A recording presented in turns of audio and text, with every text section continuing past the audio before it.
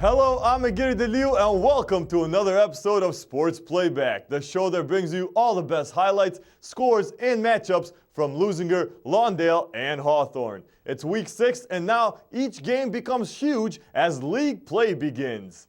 Teams are focused more than ever, and these are the games that all the coaches have circled on their calendars. It all starts tonight. Who will rise above and take the next step forward to the finish line? Before we get you ready for this week's matchups, let's go back and take a look at what our schools did last week. First up, our Lawndale Cardinals traveled to Torrance to take on the equally 2-2 Tartars. This game was an exciting matchup, and Lawndale looked good early on as they took a 20-6 lead into halftime. Unfortunately, Torrance was not going to go down easy as they came back to defeat the Cardinals 39-34 in a heartbreaker for Coach Mathieson and his team. And now for the highlights of last week's big game of the week. It was the 18th annual Mayor's Cup matchup between the visiting Lusinger Olympians and the Hawthorne Cougars. Both teams came in sporting a 2-2 record and both looking for win number 3 as well as the prestigious trophy. Let's check out the highlights.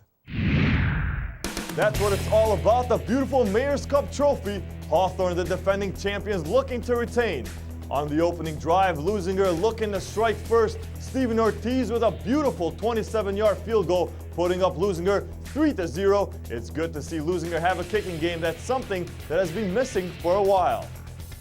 Edson Santos out of the shotgun rolls right and hits Lionel Smith for a beautiful touchdown. The Olympians go up early 10-0, still in the first. All Lusinger early on, Adrian Galero out of the backfield gets the handoff and plows through the defense. Touchdown, Lusinger. Galero finished the night with 2 rushing touchdowns. Following a big run by Paris McDaniel, the Cougars are threatening at the 3-yard line. Handoff to McDaniel. Touchdown, Hawthorne. They trail 16-7 going to the half. Looking to keep the momentum going, Hawthorne driving well to start the third quarter, but McDaniel loses the football and it's recovered by number 25, Edgar Mijares, and he takes it all the way to the house. Touchdown, 23-7, Blue House leads. After a huge interception by Markel Allen, the Olympians have the football. Santos play action, keeps it himself. Looks like he's in danger, but a heads-up play pitches to Lionel Smith. And watch this. Smith jukes the defender, cuts it back inside, and nothing but space. Touchdown, Lusinger. This, perhaps the play of the year. The Olympians knocking on the door once again out of the I formation. Galero with blockers in front of him gets his second rushing touchdown in this one. Lusinger will also add a field goal and wrap this game up with a 40-7 victory, and they bring the Mayor's Cup trophy back to Lou House and celebrating with Lawndale Mayor Robert Pullen Miles. All smiles for the guys in blue. This was a pretty exciting game despite what the scoreboard read. One of the stars of the game, Lionel Smith, who actually was the player of the game recipient, had this to say about the win. What an incredible game tonight. You brought the cup back to Lusinger. How does it feel? It feels good, man. We was executing. We read our keys. Our lineman was blocking. We just executed. We just did a good. It's a family thing. It's a good job. Definitely a family atmosphere at Lusinger. I felt that when I visited training camp this past summer. Coach Porter's doing a great job in his first year. Karen Bright caught up with the winning coach after the game. Awesome. I'm excited for our kids. I'm excited for our school. I'm excited for our mayor. Our kids were really excited to play in this game tonight. And things didn't go perfect the whole game, but I thought we played with a lot of energy and enthusiasm, and we played much better in the second half than we did in the first half, especially on the defensive side. I'm proud of our effort. Coach Porter was very excited for that win. Lusinger now has more wins this year than they've had in the past 3 years combined. The improved Olympians will have to carry this momentum as they head into league play tonight because they have a very tough matchup ahead. The 3-2 Lusinger will welcome the visiting 5-0 West Torrance Warriors in a David vs. Goliath matchup. Lionel Smith had a combined 114 yards and 2 touchdowns last week. He'll need big numbers again as they try to pull the upset as they face an aggressive blitzing defense.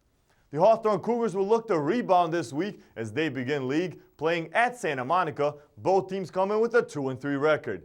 Paris McDaniel had 91 yards on the ground and a touchdown in that loss to Lusinger. He needs another big game tonight if they want to knock down the Vikings.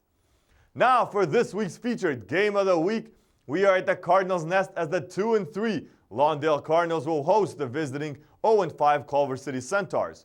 Culver City's record belies the strength of their schedule, and this could be a very tough matchup for the Cardinals. Chris Murray will have to use his speed and agility to sneak by this malicious defense.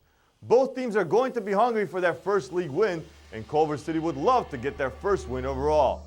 What a great game we have in store for you tonight. So, for the Sports Playback crew, I'm Miguel DeLeo. Let's throw it down the field. Guys, take it away. It's the CityTV High School Game of the Week. Welcome to the nest, the Cardinal Nest, on the campus of Lawndale High School, where it's going to be the Ocean League opener between the Culver City Centaurs and the Lawndale Cardinals.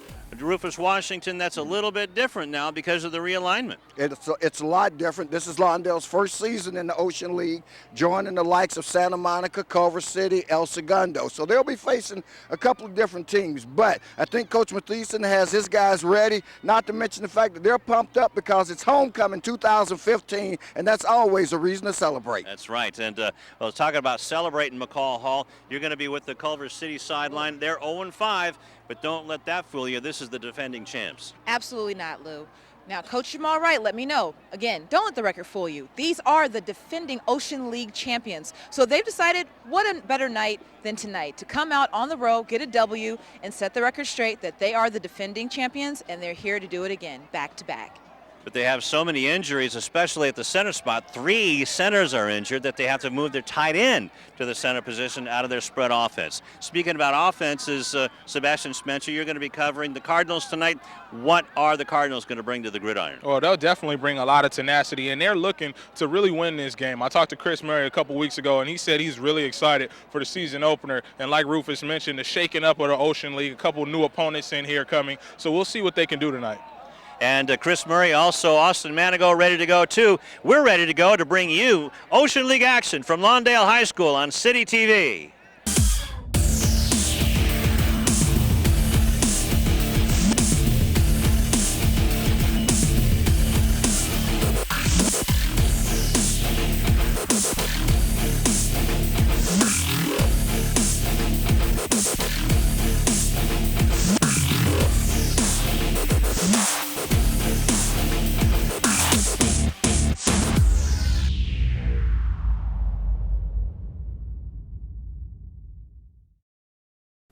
Hi, I'm Donnell Beverly from the University of Connecticut, home of the 2011 National Championship Yukon Huskies basketball team, and your Lusinger Olympians. Beverly around the back, follow-away jumper, good, beautiful shot. It wasn't too long ago that I was playing basketball right here. I just want to thank him for having me here. I'm honored to play here. And the Huskies are the top dog in 2011. Winning the NCAA championship has always been a goal of mine, but so is getting a great education that will last me a lifetime. You can achieve your goals too. All you have to do is work hard and dream hard, and you can do anything you put your mind to.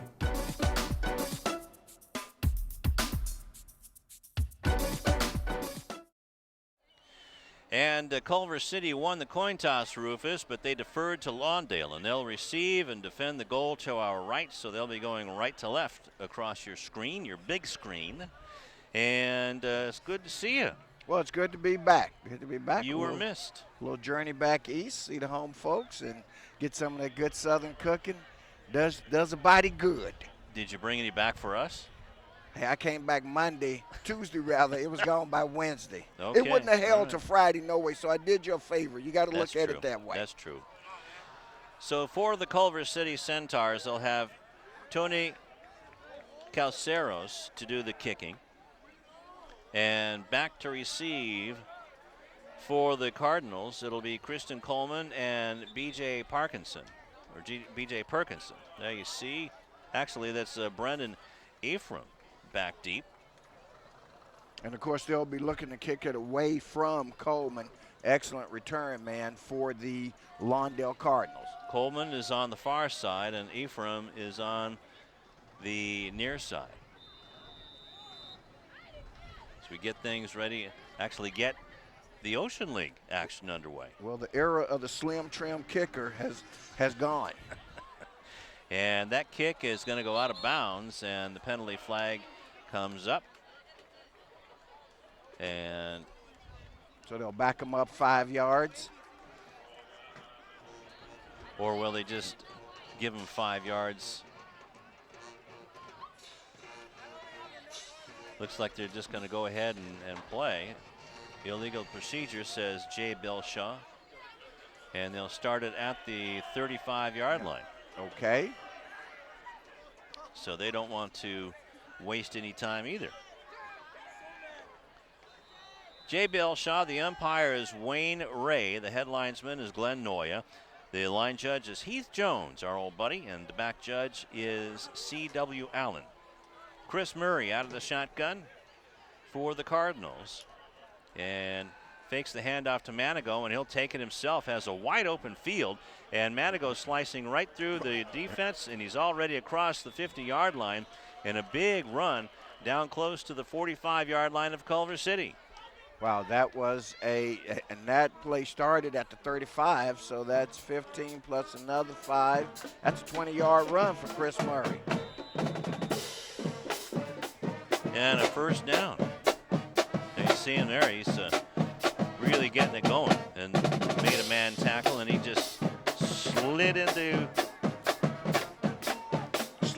the 45. Good decision.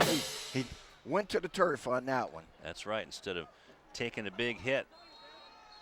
And whistle kind of right off the bat, maybe some illegal motion. Yeah, I think you're going to have movement against, well, now, from the indication from Jay Belshaw, the referee, looks like it's going to go against the Cardinal. I thought I saw initially the defensive line move, but apparently they were drawn off. Yeah, you did see it. The nose guard. A lot of changes, so we're just going to have to see who's going to have to pick out who is the nose guard for Culver City. Now the handoff, 1st and 15. And Manigo gets near back to the line of scrimmage, maybe gains a yard, actually a 6-yard gain for him. Good power running by Manigo, one of the players that we've had the pleasure of seeing over the last 3 seasons. Lou, it's hard to believe that he's a senior, and this is That's it. one of the final times, not the last time. There are a few more games left in the season, though, that he'll be flying around the nest. Jalen Walker is the split to the near side along with 3 other receivers. Manigo wide open in the flat, catches it one-handed, trying to get out of bounds and near the first down marker at the 36-yard line. And he was pushed out by Evan Tillman. Tillman, one of their big players on the Centaurs. Nice pass here in the flat. And Manigo was the guy coming out of the backfield. You had 3 receivers in the formation, and instead he hits the back coming out of the backfield. So a 13-yard gain.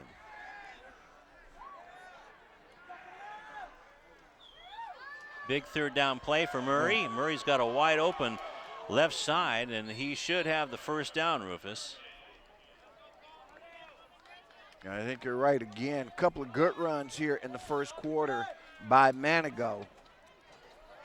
So on break 1 off for 20 earlier, and this one, as you say, picks up about 13 on this carry. So it's a first down. It'll be 1st and 10 at the 30-yard line.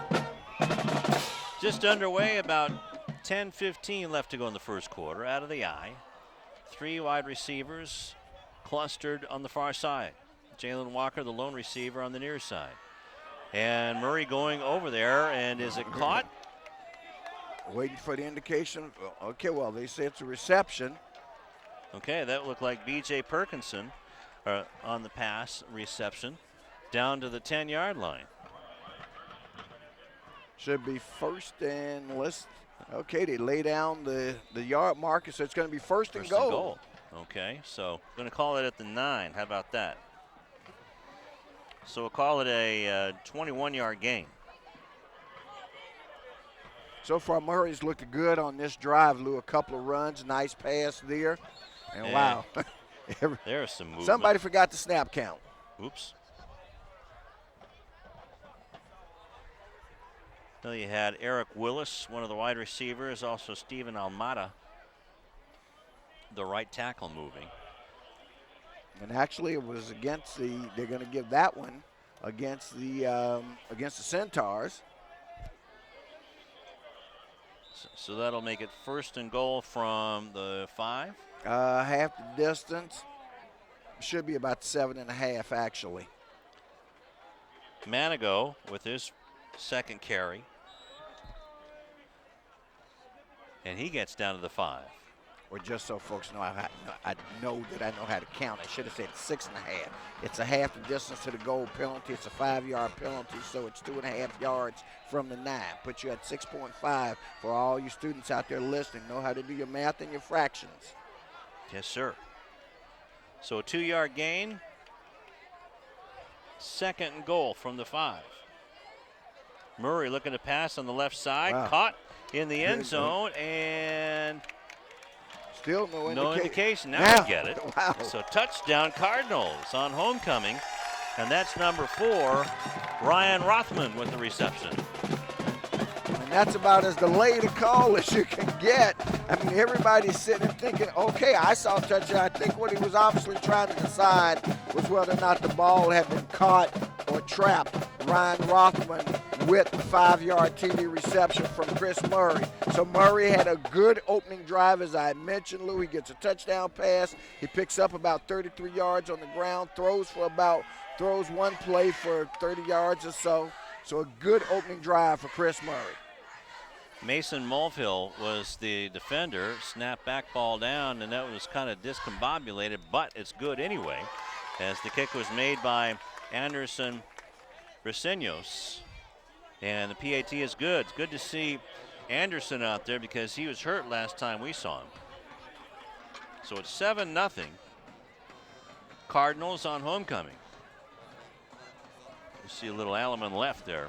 Little 2-step action. It's a great pass, just a great drive for the Lawndale Cardinals altogether. Boy, that's exactly the way that you want to open the game. The game opening drive took a little over 3 minutes, just a hair over 3 minutes. So they were very efficient on the drive, moved the ball up the field. Not much defense played on that drive by the Centaurs of Culver City. 6-play drive, and that took 65 yards and 3 minutes and 2 seconds, like you said. Murray with a 5-yard pass to Rothman. Made it look easy. Let's hope they don't get complacent. Exactly. Briseños with the kick, and it's picked up and fumbled around by the Centaur returner, and is buried. So far, and that was Justin Manyweather, and he is their leading rusher with 319 yards coming in. See him getting the handle on the ball. But a good job of making something out of nothing after it initially mishandled it. Gets out to pretty decent field position. I call that, in my scorekeeping metric, a +5.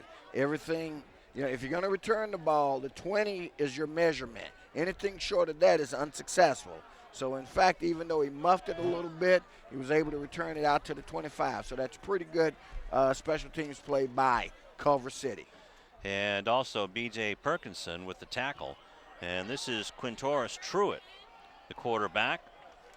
And again, it's a little bit thin on the offensive line. And Fred Poindexter is the first man to carry the ball.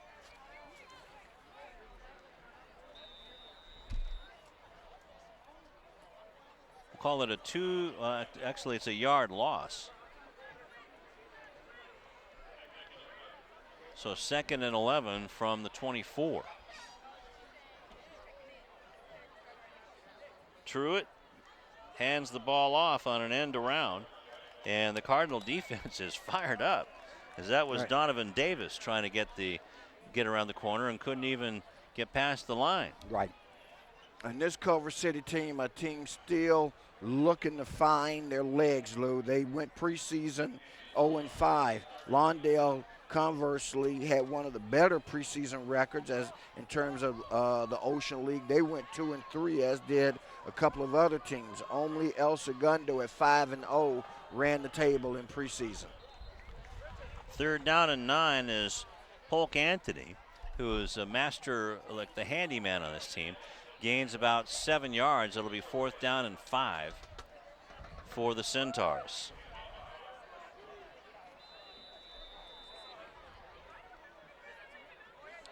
Give Poindexter 6. And there's Coleman. He'll be receiving the ball. And the kicker is Tony Calceros.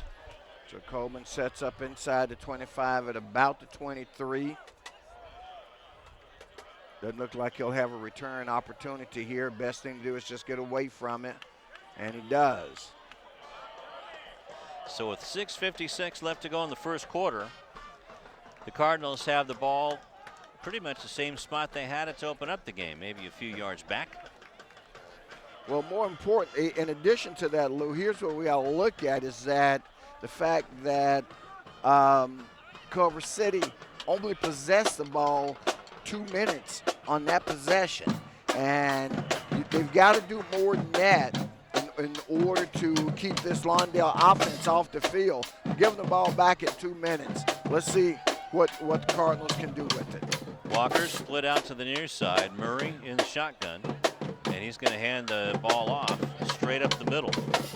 Centaur defense stacks him up. And it's Austin Manigo, who maybe got back to the line of scrimmage. We're going to call it a no gain. This is the time when the offensive line for the Cardinals can really make some hay against an injured Culver City team and really spring Austin Manigo. B.J. Perkinson, along with Rothman and Walker, split out to the near side. Murray looking to the left, now looks to the right. Now he's going to run. Gets away from a tackle, gets some positive yardage up to about the 32-yard line, so it might be about 3rd down and about 5. Kept his feet moving on the play, which enabled him to pick up the positive yard because he was actually hit in the backfield, but didn't go down, kept churning, and got some yardage. One of the things, though, that Coach Mathieson talked about was his decision-making in the pocket, trying to extend the play, held on it maybe a couple of seconds too long, and perhaps should have pulled it down and took off with it a little bit sooner. 5.5 left to go in the quarter. Perkinson, Walker, and Rothman. Trips to the near side. Manigo is back with Murray. Let's see if they run the same thing this time. No.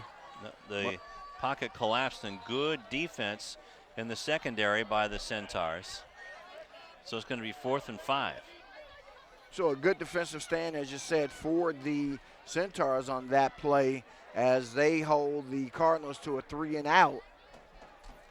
That drive looking nothing like the initial Cardinal drive of the game, as they were never able to get anything going, and on the drive only picked up a net of 4 yards. Murray also does the punting for the Cardinals. Back to receive is Justin Manyweather. And the Cardinals pick it up. So it was Christian Coleman downing the ball inside of Centaur territory at about the 38-yard line, where it'll be 1st and 10 with 4.5 left in the first.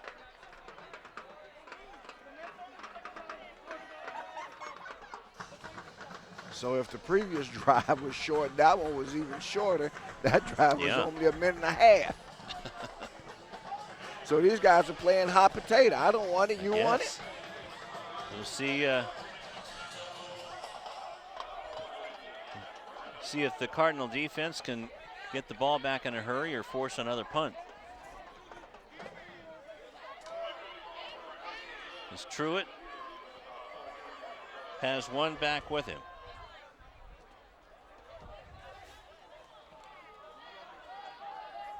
Hands the ball off. Actually, that was a wildcat formation. Fred Poindexter received the handoff, and a good gain for Culver City, up to about the 44. Yeah, it was a gain of about 6 on the play. Poindexter, of course, I believe is their featured back. I was looking at the stats. He came in with over 400 yards through the first 5 games of the season. So out of the Wildcat again. And the ball is handed off to Donovan Davis, one of the captains on the Centaurs. And he loses a couple of yards. Back to the 42. Lost a couple, but I got to tell you, boy, he was only a step away from breaking that. Losinger defense got Lawndale defense got there just in the nick of time. 3:30 left in the first quarter. Cardinals up 7-0, and this one's going to be blown dead, as that was Polk Anthony receiving the handoff. Oh, when they blow it dead like that, as the referee Jay Belshaw indicates, that's virtually always a procedure penalty against the offense. So it'll go back to the 37-yard line, but it'll be 3rd, and we'll call it 12. So big 3rd down play for both teams. A drive that started with a pickup of about 7 on the first play, now going in the wrong direction. And now Anthony is being buried by a stacked up Cardinal defense, and finally the whistle blows. They'll give him forward progress. I know he was taken down back inside the 20, but they'll actually spot it up across the 35-yard line. So the Cardinal defense stacks up again, so it'll be considered a no gain. So good defense by the Cardinals again. And once again, Coleman back to receive the punt, hoping this time to get an opportunity to display his return talents. At about the 26-yard line, bad snap picked up by the Centaur kicker. It's a line drive kick, and gets Culver City bounce. And this is going to go all the way back inside the 10-yard line. Culver City special teams players and coaches will take that play. So a low line drive kick on a bad snap, and Tony Calceros turns it into a terrific punt on paper. So the ball is spotted at the 10-yard line.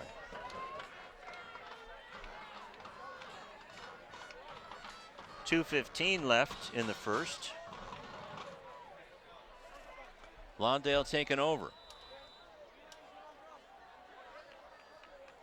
Messrs. Walker, Rothman, and Perkinson are split wide to the near side.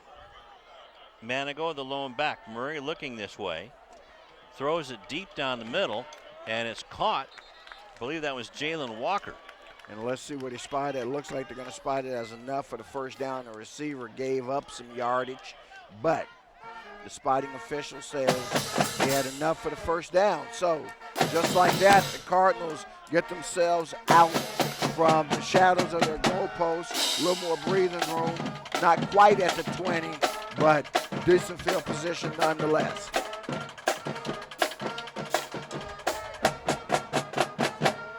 Call it a 10-yard gain. Ball is handed off, and nice running.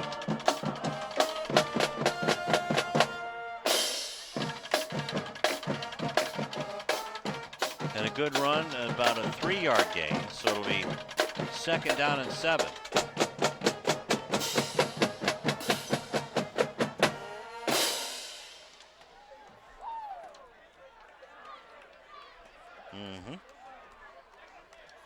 From the 22-yard line, we'll give those yards to Austin Manigo, as the band is right next to Rufus Washington. Chris Murray trying to get around the edge and barely does. And he could have a first down, Rufus. He got past the 30-yard line. Oh, he does have the first down, boy. And number 4, that was Evan Tillman for the Centaurs. Took the brunt of the tail end of that run. So they do give him the first down, so it's an 8-yard run by Murray. Then another first down. With a minute 1 left to go. Manigo to Murray's right. The receivers, 3 receivers split to the far side, but they're going to go to Jalen Walker. Walker catches it at the 35 as a man to beat. Can't do it. And finally is taken down by Justin Manyweather inside the 20 at the 16. And that was a touchdown-saving tackle by Justin Manyweather as number 2, Jalen Walker, boy, was definitely behind him, but Manyweather able to catch up and save the touchdown. But another big play by Chris Murray. 54-yard pass to Walker, and it's 1st and 10. We're going to call it the 16-yard line, 45 seconds and counting. Handoff to Manigo, and Manigo almost got through. The getting up off the bottom of the pile is Simon Valenzuela, who leads this team with 44 tackles.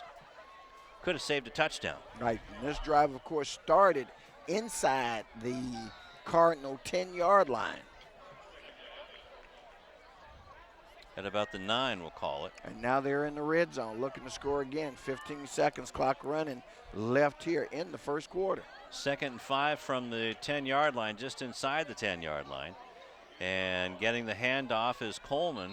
Coleman gets knocked backwards, so it'll be a loss on the play. That's the last play of the first quarter. So a good first quarter, Lou, for the Lawndale Cardinals, a quarter which they have essentially dominated. Scoreboard shows 7-0, but they're knocking on the door here again with third and about 7, but they're in the red zone. That's right, a loss on the play of 2 yards. And Coleman's first carry. And we have Sebastian Spencer patrolling the sideline for Lawndale, and McCall Hall is covering the Centaurs for us. And it is the first league game. El Segundo swept through the opening 5 games at 5-0. Samo High 2-3. Hawthorne 2-3. Lawndale 2-3. And last week in the Mayor's Cup, Hawthorne just kept shooting themselves in the foot, and Lusinger looked really good on both sides of the ball, especially on the line.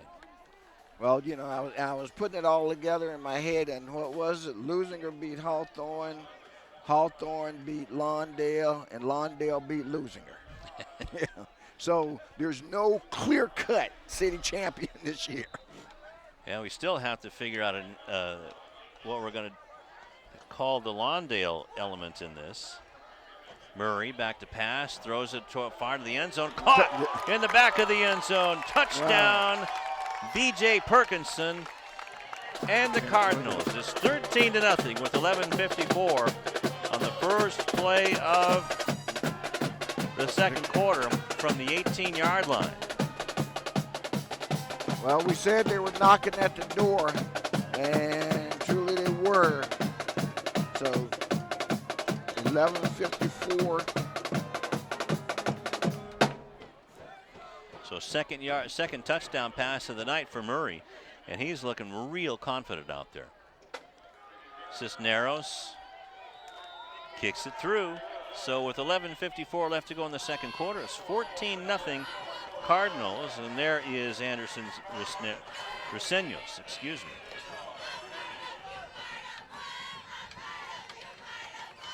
Getting ready to put his boot into the kickoff now. Good looking pass by Murray on the play. Boy, Perkinson just got in the corner, got open. Defender nowhere near him, laid it up, man. That was just pitch and catch. 6 plays on the drive, and that covered 91 yards. And time. So I'm going to say that's about 2 minutes and 20 seconds. And the PAT was good. But the big play was the 54-yard catch by believe that was Walker.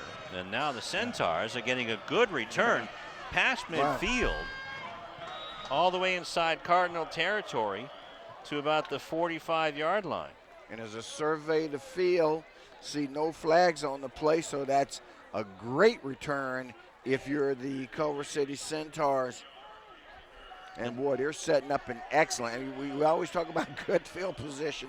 It's excellent field position when you set up at the opponent's 45-yard line to start your drive in the second quarter. That's one of the more dangerous Centaurs. It's Donovan Davis, the leading receiver, with 431 yards. Actually, he's the leading running back, 431 yards on 52 carries and 4 touchdowns. And Poindexter, I believe, was the ball carrier that time. So the Cardinals got caught celebrating a little bit on the kickoff, and Culver City made them pay for it.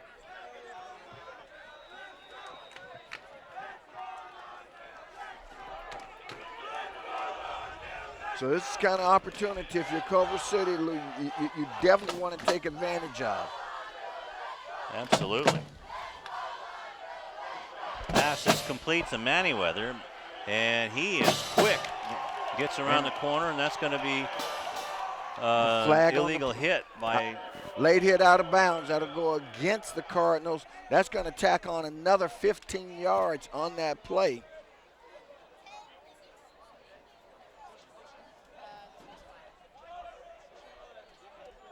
But the pass was complete down to the 35-yard line, so that would have been a first down anyway.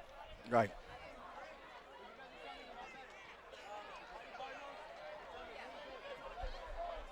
So illegal hit by the Cardinals.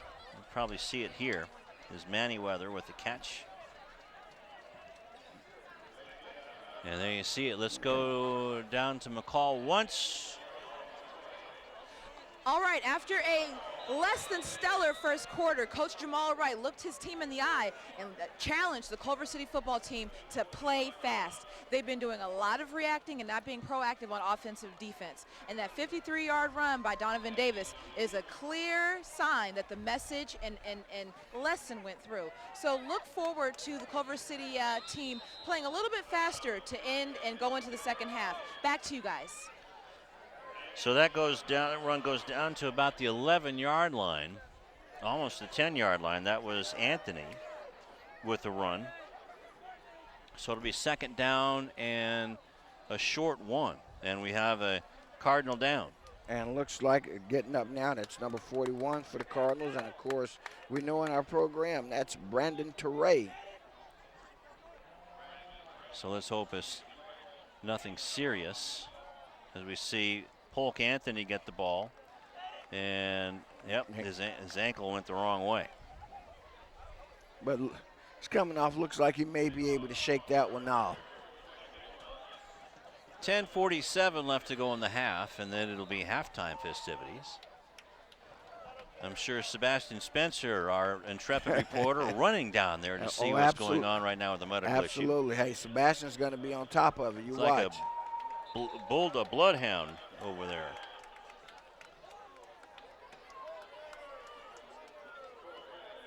And it's a first down after the run by Polk Anthony, as he got the direct snap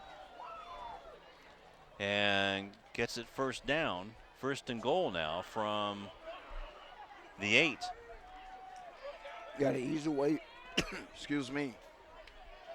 And I'll finish that in just a moment. Well, the Cardinal defense did a great job that time, as that was Isaiah Torres coming in and making the tackle, and it's a loss on the play, so it'll be second and goal from the 11, right? The 12. You look at where the side judge, the side judge is. The head linesman is always the judge over on the side with the chains.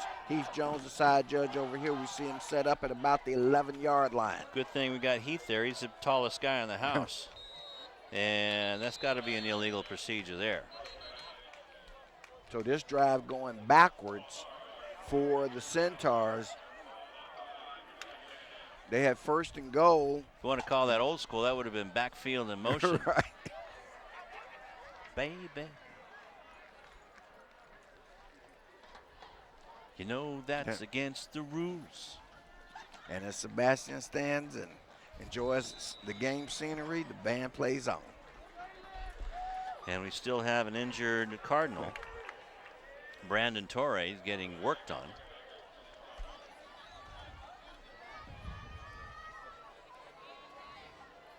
Back to pass, and the pass is complete, but the Cardinal defense holds up. Not much doing on the play as it was out in the flat. I think you got this play. I think they'll look up the field because, again, it's third and goal. Unless, and a lot of times that play, Lou, is essentially a handoff because there's not much forward progress in the pass. You're just hoping that was that a your loss of 3. receiver exactly is able to turn it and run up with it. I think they got to look end zone this time. It looks like that's what they're looking at. And great defensive play by number 10 for the Lawndale Cardinals. And, of course, we know that that's Christian Coleman, whom we've called several times tonight. So it's a 4th and goal. Let's see what the decision is for the Centaurs. So Coleman was the one who made the illegal hit out of bounds, makes the touchdown-saving defensive play. Looks like they're going to try a field goal. And it's going to be about a 33-yard attempt. Their kicker is 2 out of 3. The longest is a 30-yard, so this will be his longest. Kick is high, it's long, and it is right down the middle. Good. So, not quite the result they wanted, but a positive one nonetheless that I'm sure they'll accept. So just trying to go over that again. Was that at the 27-yard line? No, it was at the 23. You had it right the first 23. time, I thought, 33-yard. 33 yards. So that's his longest of the year.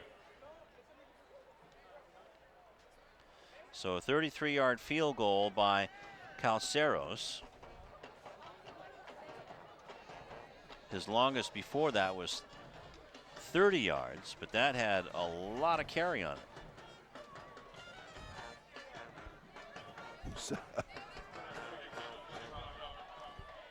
14-3, and I'm trying to figure it out just like you. Is that an 8 or a 6? We'll call it an 8. All right, and that's actually what I did as well. We're talking about the scoreboard fans. Is 8. We're clocking it at 8:42.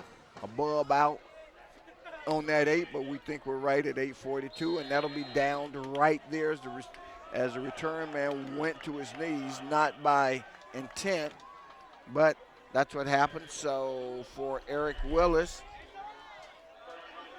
and the Cardinals, they'll start 1st and 10 at the 25-yard line. And that's what we'll call it there, as Heath Jones is getting his footprints all over the 25-yard line. 6:42 or 8:42, excuse me. Right. 8:42. I know when I'm going to get the Cardinal Athletic Department for Christmas, a couple of light bulbs. There you go. Well, by the time Christmas comes, we'll be inside, baby, enjoying watching the basketball Cardinals. There you go. B.J. Perkinson, as a flag is thrown, maybe a little face mac. No, that's going to be against Eric Willis blocking the back, so that's going to back him up. When it happened, he knew he had done something wrong. He was hoping the official didn't see it. Now, I don't know if we've got 2 flags on the play, but we certainly have one, and that's the one they go with. It was only one, apparently, the flag thrown by the side judge, Heath Jones. So it'll be from the spot of the foul, which is that'll be a 10-yard penalty. 30-yard line, 31-yard line. So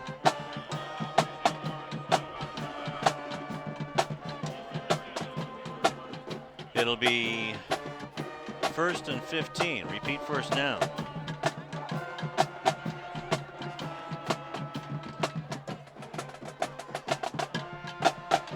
Murray being chased, trying to get some positive yardage and is chased out of bounds. James Simon, or check that was Fred Wadibia, also one of the big tacklers on this team. And that's a 6-yard gain for Murray. So to the 21-yard line where it'll be 2nd down and 9. Lone receiver to the near side is DeJuan Ballard.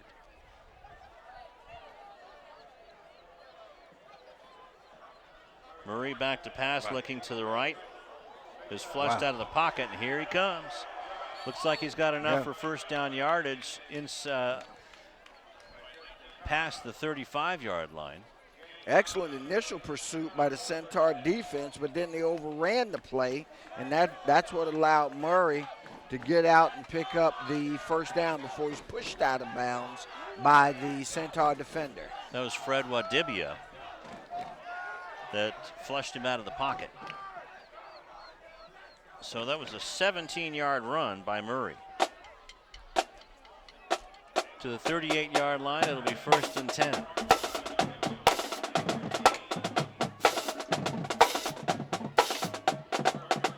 Ball handed off to Manigo. Got through the line, but somebody had his shirt tail. Somebody had that, because it started out with the makings of a big run, but the hole closed quickly on him. Kudos to the defense for the Centaurs. As you'll see here, man, there he goes, and you're right. Once 27 got a hand on his jersey, that allowed number 9, Polk Anthony, to come in, who's one of the captains of this team, and finish him off. 2nd down and long 5 now for the Cardinal. 7:40 left to go in the 2nd quarter. Manigo, fake handoff, and Murray on the bootleg is trying to get out of trouble. Finally falls forward. Good pursuit by Culver City. It's going to be a loss on the play. But there was a flag over on the far side that came in from the side judge now, or from the head linesman, so that's going to be an interesting call. So it goes back to the 39-yard line, and it's going to be against the Cardinals.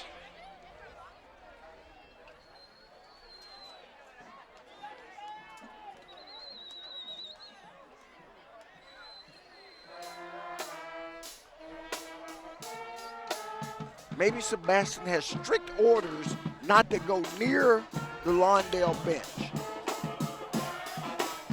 You know?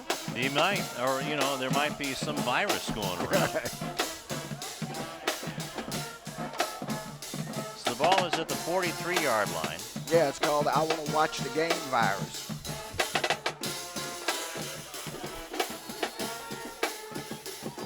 So time is called by the Lawndale Cardinals.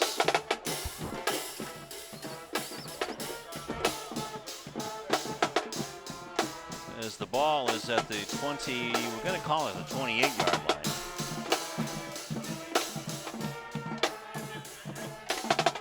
So it's 2nd down and a whole lot. It's about 22 yards. So penalties, that's 25 yards in penalties just in this drive. Not been a good drive thus far for the Cardinals. Started out with a lot of promise, but they've been going the wrong direction. Of course, the last holding play certainly put them in this hole that they're in. So the Cardinals are fairly injury-free coming into this game. There you see 7:24 left in the half, 14-3 the score, where the Centaurs are a bit beat up, but they're hanging in there.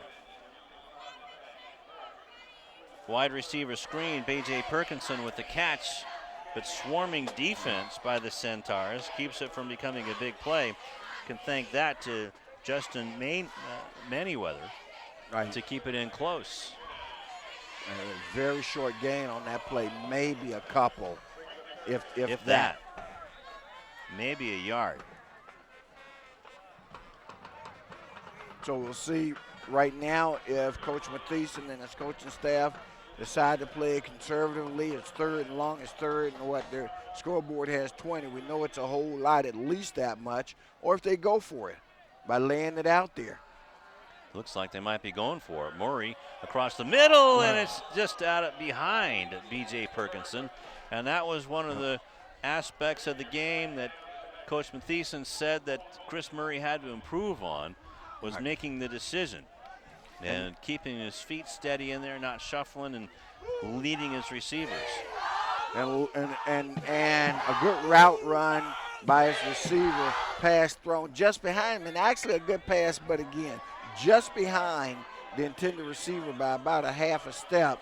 Would have been close, wouldn't quite have been enough for the first down on the reception, but who knows what would have happened after? Who knows what would have happened afterwards? Plenty of time for the Centaurs to get back into this one, Rufus, especially with the 4th and 20, as Rosinos has to kick the ball from about his own 15-yard line. Actually, that's Chris Murray, excuse me. Murray gets a good kick. It goes back to the 35-yard line, and Manyweather breaks a tackle, gets to the 50-yard line, and falls forward before he's hammered by Isaiah Webb. So it'll be about a 20-yard return. 20-yard return, 1st and 10 at the 45. This is where their last scoring drive started, and now they tell us that the inimitable Sebastian Cut Spencer has a hit.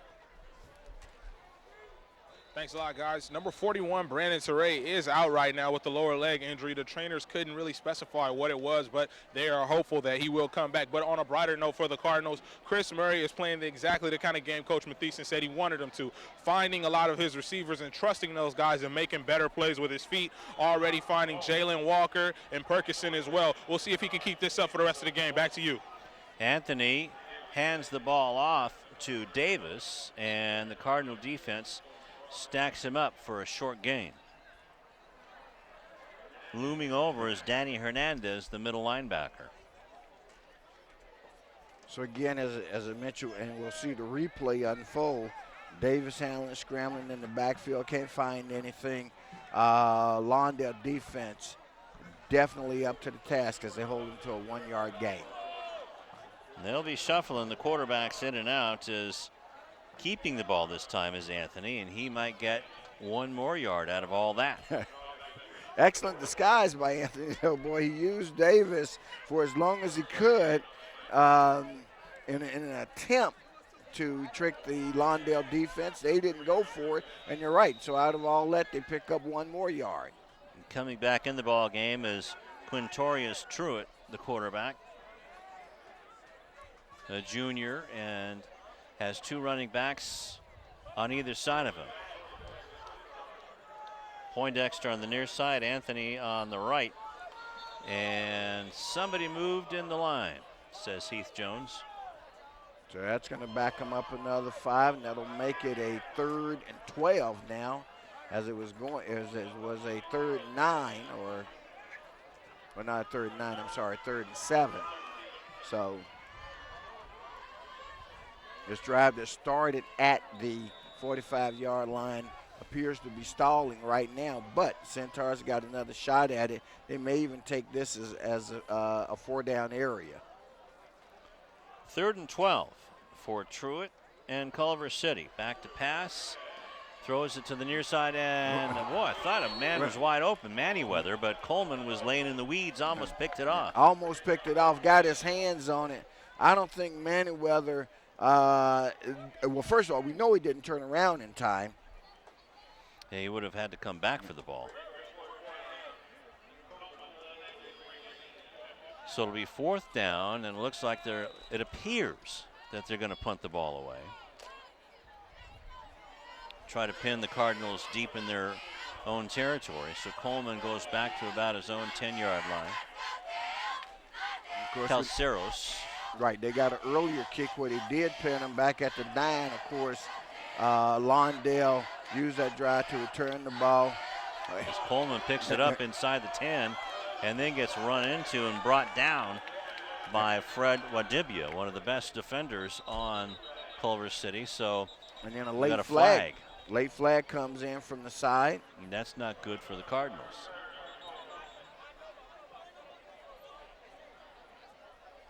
So we'll unravel everything. Well, the way that they're talking to Lawndale, it might be against Culver City. And then there was a flag over on the far side as well. We saw the one over here, and I look up, and there's one that was on the far side. That's almost a clear indication that there were 2 fouls on the play.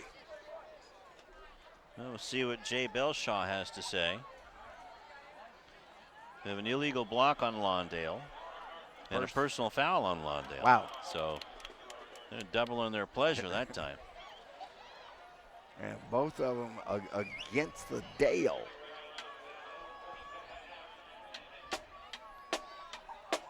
Now the heads up special teams play by number 3 for Culver City. That was Jared Anderson. Never actually knew where the ball was, and Coleman attempted to take advantage of it. Unfortunately, there were a couple of fouls against the Cardinals on that play. Well, the block in the back was committed by Skylar Rangles. Let's see that one. So Lawndale starts from their own 5-yard line, we'll call it.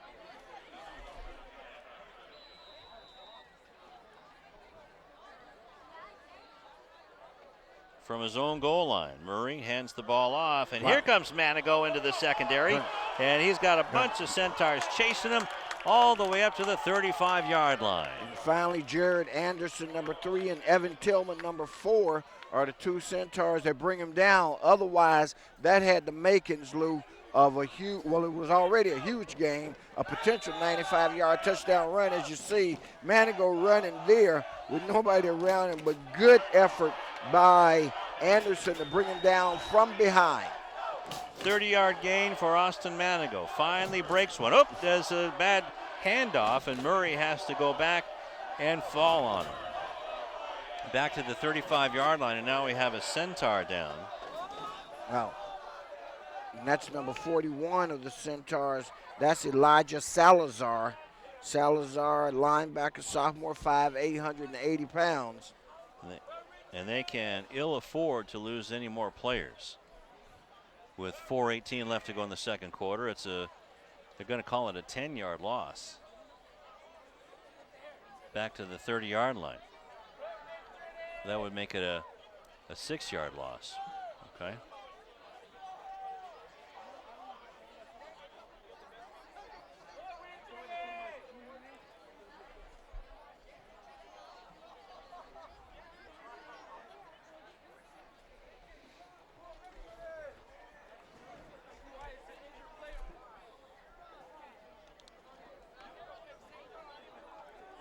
So Elijah Salazar being treated over on the sideline.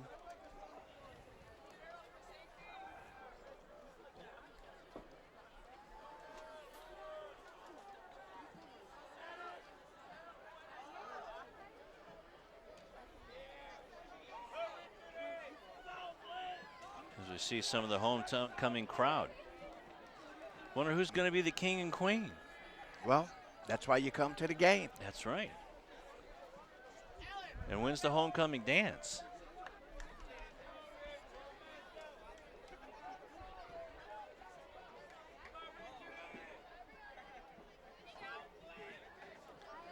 So the Cardinals so far have been their own worst enemy again, as they're trying to break out of the 5-yard line, but another penalty hurt them again, and a big loss this time, as you see the Cardinal offense taking a breather while Salazar is being tended to at about the 25-yard line. Right, gives us, while we got to break, a chance to talk a little bit about Cardinal. Last game went over to Torrance, played at Zamperini Stadium, only lost by a margin of 39-34. So they've had some where they were in. The only tough loss they had was against Crespi, where they got shut out on that one, 49-0. But everything else, they've been sniffing around, except for, of course, the Lusinger. Well, no, the Lusinger game was a big win. So I'm looking at their losses, and 2 of their 3 losses were games that they could have won. This isn't a bad football team, though. No, it's not. And again, Coach Matheson's saying that they are their own worst enemy. And I think as you look at this league schedule, you can see 3 wins in it at least. Murray on the scramble gets to the 40-yard line, so some positive yards, but it'll be 3rd down at about 6. Still plenty of time left here in the first half. 3:45 clock running with the Cardinals holding on to a 14-3 lead here at homecoming. Good news is that Salazar went off under his own steam over to the Centaur sideline. Murray out of the shotgun will hand the ball off to Manigo and goes against the grain and gets the first down close to the 50-yard line. So they'll keep the chains moving. They'll also stop the clock. So a quick hit by Austin, and that's a 9-yard gain and a first down. From the 49-yard line of Lawndale. Still have enough time, but they don't have time to fool around with 3:10 left on the clock.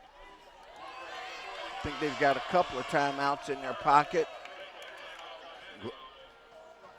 Murray on the bootleg moves the pile forward inside of Centaur territory to the 47-yard line.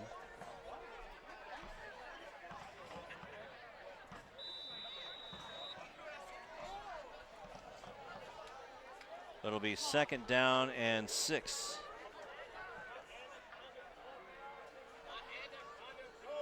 So 4-yard gain for Murray with 2:30 left to go in the half.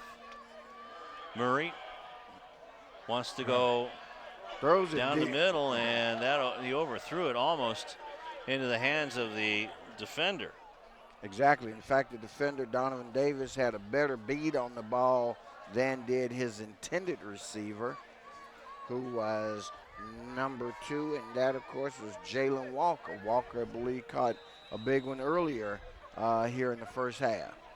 He caught the big 54-yard pass to put the Cardinals in scoring position. So a big 3rd down play, 3rd and 6 from the 40-yard line with 2:25 left.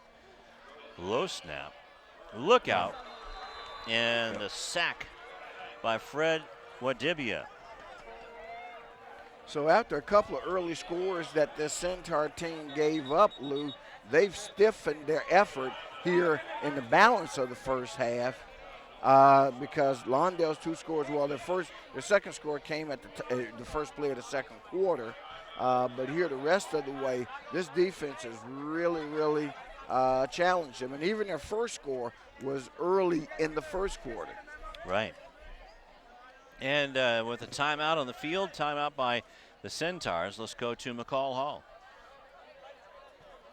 All right, Elijah Salazar, sophomore linebacker of Culver City, is being looked at and reviewed on the sideline. He had a helmet-to-helmet hit trying to recover a fumble. They're not sure if he's going to go back in the game, but they're keeping a close eye on him, as you have to be careful with helmet-to-helmet hits. Look for him in the second half. I don't have an update regarding if he's out or if he's in for the remainder of the game, but they are keeping a very close look at sophomore Elijah Salazar. Back to you guys. All right, McCall, thanks for that update. And Manyweather back to receive the punt from Chris Murray. And he does get it off after a heavy rush. Had to get it away quick. And that'll go out of bounds right around the 20-yard line. That'll be 1st and 10 for the Centaurs. And they'll have 2 minutes, 3 seconds to work with. Good punt, though, by Chris Murray. I mean, what else does this guy have to do for this team? Well, there's going to be some laundry tomorrow. So call it the 17-yard line.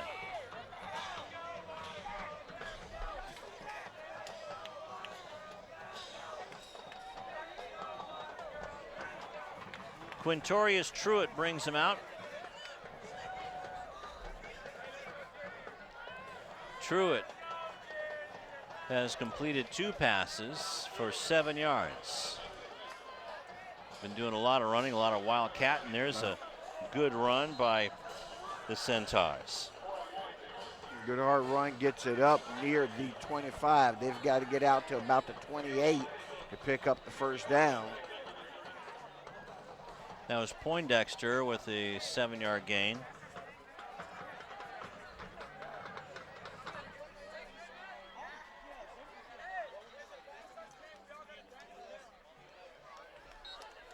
A little bit of sleight of hand on that one and getting knocked back. Well, the hands of the Cardinals weren't slighted at all because they were in on the play. I think tackled him for a bit of a loss on him. Yeah, that's about a 4-yard loss, Rufus. So that was Khalil Hooper.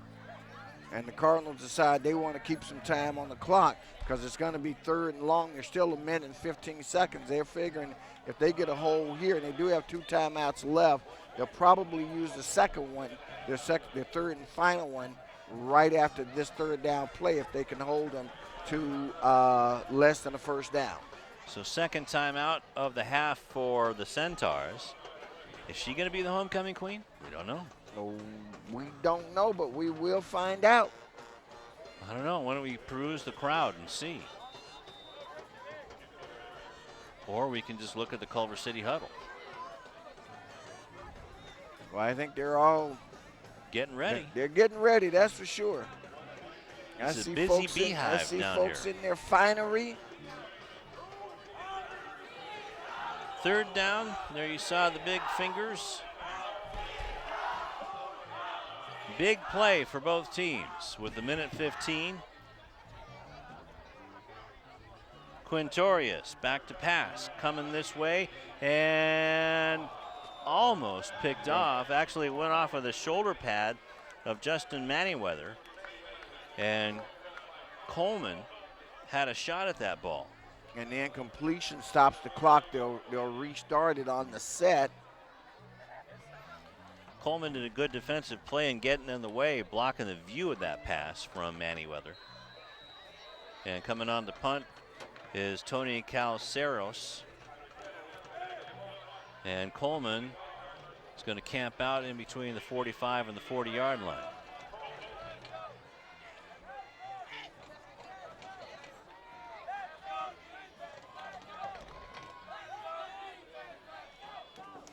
Wow, low snap.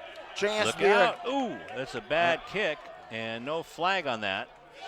No roughing the passer, but the ball is down inside the 40-yard line.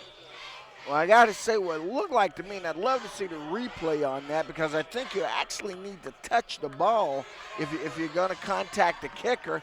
I'm not so sure that they ever actually touched the ball on the play. Well, I don't know.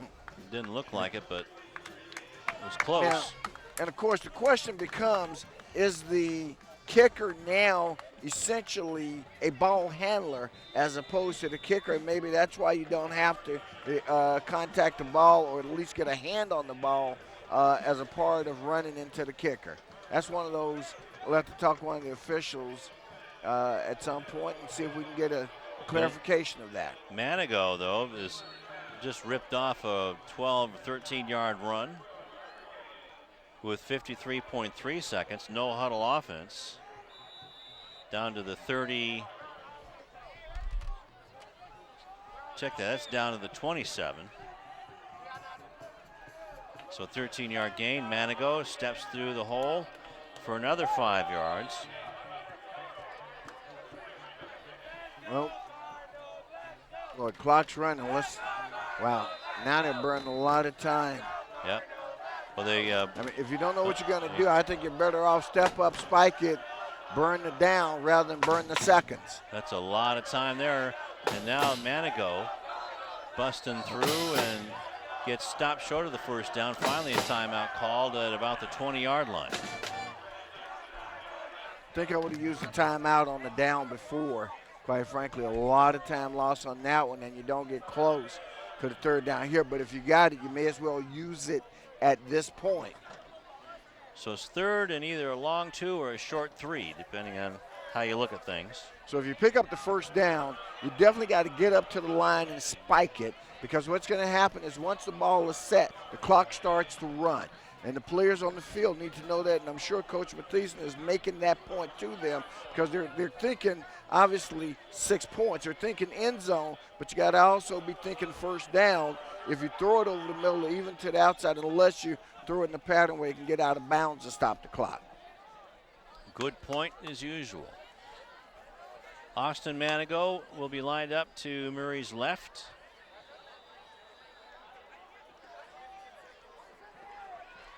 Perkins, Ballard, and Rothman split to the near side. Low snap, look out from behind. Somehow Murray Play's gets still away. alive. He's got to make a decision now. Throws in the end zone. Whoa! Just in and out of the hands of Ballard. DeJuan Ballard had it. And you're exactly right, Lou. Ballard had it. And, you know, granted his vision was momentarily obscured. Good job by the quarterback, Chris Murray, to extend the play. Boy, he was wrapped up and got away from it. There's his pass up the field. And, again, good defensive play. Yep. Because that was Evan Tillman that actually tipped the ball. So it's 4th down and 2 with 11.5 seconds left. Now they'll go to the end zone, but if they pick up the first, and again, if you're in the middle of the field, you pick up the first, you got to get down. So a lot of things for the players to keep in mind on this play. But they've got a chance to get 2 plays out of this. Murray's going for the left corner. Wow, there's an interception, and this one could go all the way, Lou. That's right. Going down is Manyweather. Manyweather cuts back. Manyweather's going to go in the end zone for a touchdown. Do you see any flags? I see no flags on the play. No time left. Yeah, wow. 0.5 and that seconds. was from inside the 5-yard line. We call that a 97-yard touchdown. Interception return for a touchdown with no time left on the clock. We got a replay to see that from beginning to end, guys. See exactly where the interception was made. Yep, that was inside the 10-yard line, so that was 90 plus. Right at about the 10-yard line. So we're gonna, what do we call that, a 90-yarder? Yeah. At any rate, it's 7 points for the Centaurs, and that puts them right back in the ball game. Calceros getting ready to tack on the extra point for the Centaurs, and does. So with less than a second left to go, it's now all of a sudden 14-10. Boy, you talk about a reversal of fortune just that quickly. The 90-plus yard interception return by the Culver City defender in a game in which they were looking at staring down the short end of a potential 21-3 score. Instead, in a matter of seconds, in a matter of 11 seconds, literally, which was left, it reverses itself, and now it's a 14-10 halftime margin as both teams head to the locker room. Just a little bit of the edge taken off the homecoming celebration here in the first half. But, hey, if you're a Cardinal fan, you're still up and you're still in control, except for the one big play by the Centaurs. But give them credit. When they had to make it, they made it. Sure did, and you could kind of just smell that one coming. But because the Centaur defense had been catching fire towards the end of the half, and now they put themselves in good position going into the third quarter. Although Chris Murray, up to that point, had been having a terrific first half, although, Rufus, the last 3 passes before the interception were incomplete after getting 2 touchdowns and 1 long gainer of 54 yards. Right, but in reality, still a game that's not as close as the score would indicate, because the Cardinals have clearly dominated the first half of this ball game. All right, it appears that we are going to take our break at the half, and the score at homecoming of the Lawndale Cardinals, they lead the Culver City Centaurs 14-10 We'll be back with the third quarter right after this. My life is full of statistics. Thing is, I could have dropped out of school and become one myself, but I didn't because I had people that believed in me. Here's another statistic. 7,000 students drop out every school day. That's one every 26 seconds. It's time that students know that we believe in them. Inspire a student and share your message of support at boostup.org. And at the half, with the Cardinals leading the Centaurs 14-10, it is homecoming. So let's go to the homecoming festivities.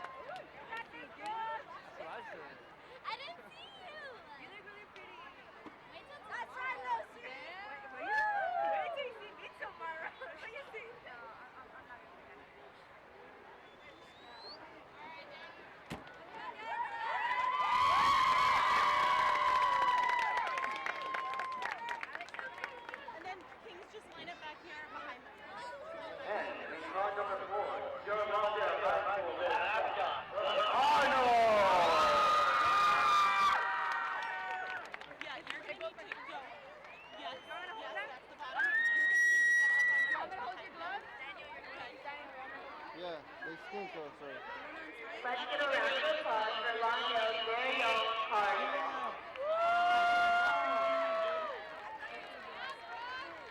And now for your Prince and Princess candidate. For Senior Princess, Kate Morales is a spoiled by her sister's happy hour. Kate recommended by Miss Lee, is a part of the Marine Science Academy, MSA Liberty Club, Theater, Film Club, and Association. Next we have Leslie Rosa, who is supported by her mom, Leslie is nominated by basketball, recommended by Mrs. Griffin, part of the ACC and basketball.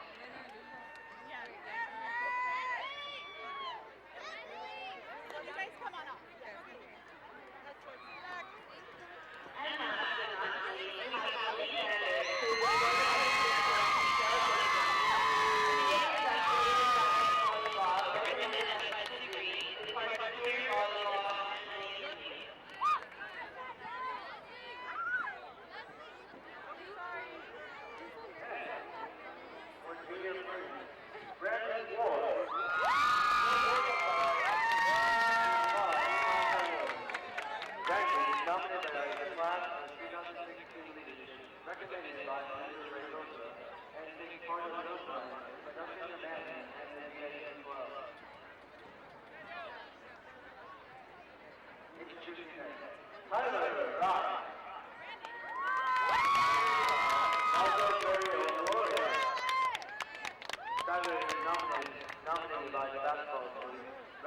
by the assembly that take part in this two, AHP, basketball, CSU, and one generation club. You guys are lucky this isn't until tomorrow. Oh, okay. And for your sophomore princess, we have our very own Yolanda Franco, who was born by her mom, Leona Franco.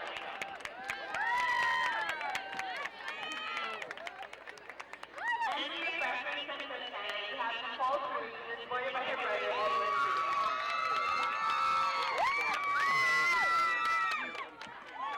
Nicole is represented by Mr. Engineer, nominated by volleyball, and part of volleyball. And Solana is nominated by volleyball, represented by Mr. Carroll, and in part of volleyball.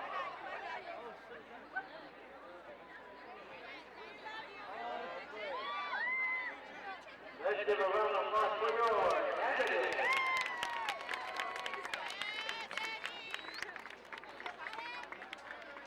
On the high school running, the primary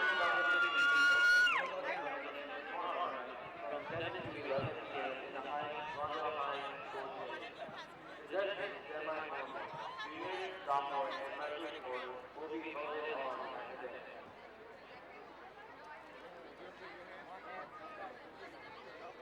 For the Queen candidate, all of them have voted, but only Make sure one she doesn't get in has the way. the crown at the bottom of the block. Make sure she doesn't get in the way. Go. Start at the right.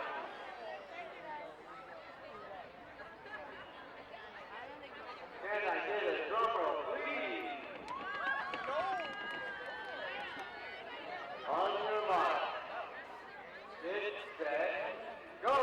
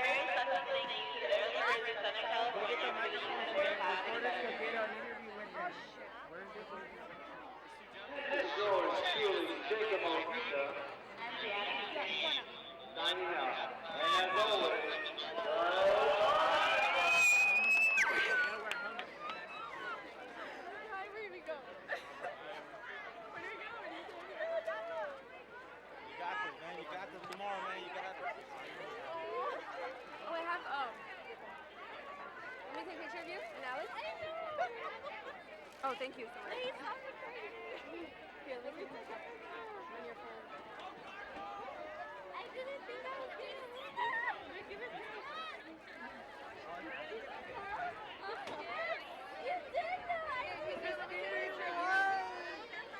You and Alex. Alex, stand with her. You'll find out.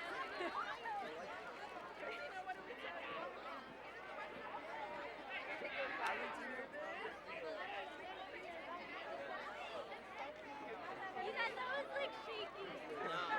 Oh, I told you. Yes!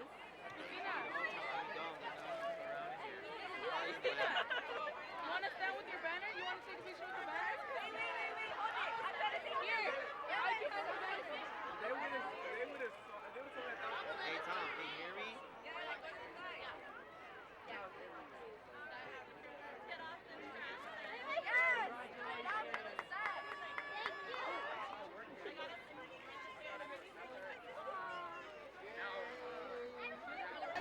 Wow, that was sure exciting. I tell you what, and congratulations to the homecoming queen, Christina Ramirez, and she is now with our king, Sebastian Spencer.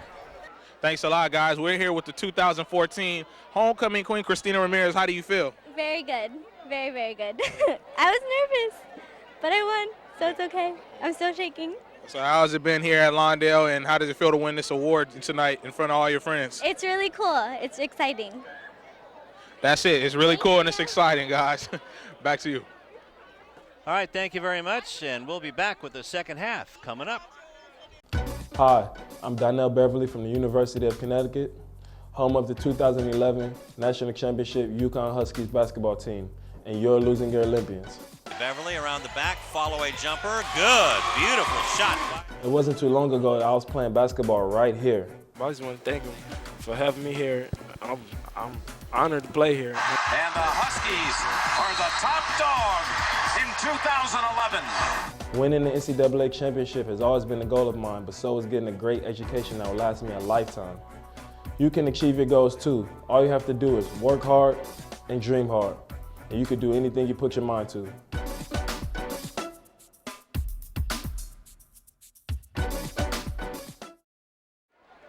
Just before the third quarter action with the Cardinals leading the Centaurs on homecoming, 14-10. Let's go down to McCall Hall. All right, had an opportunity to talk to Coach Wright before halftime, and he let me know that he was a little disappointed with his offense, but glad they had some momentum going in.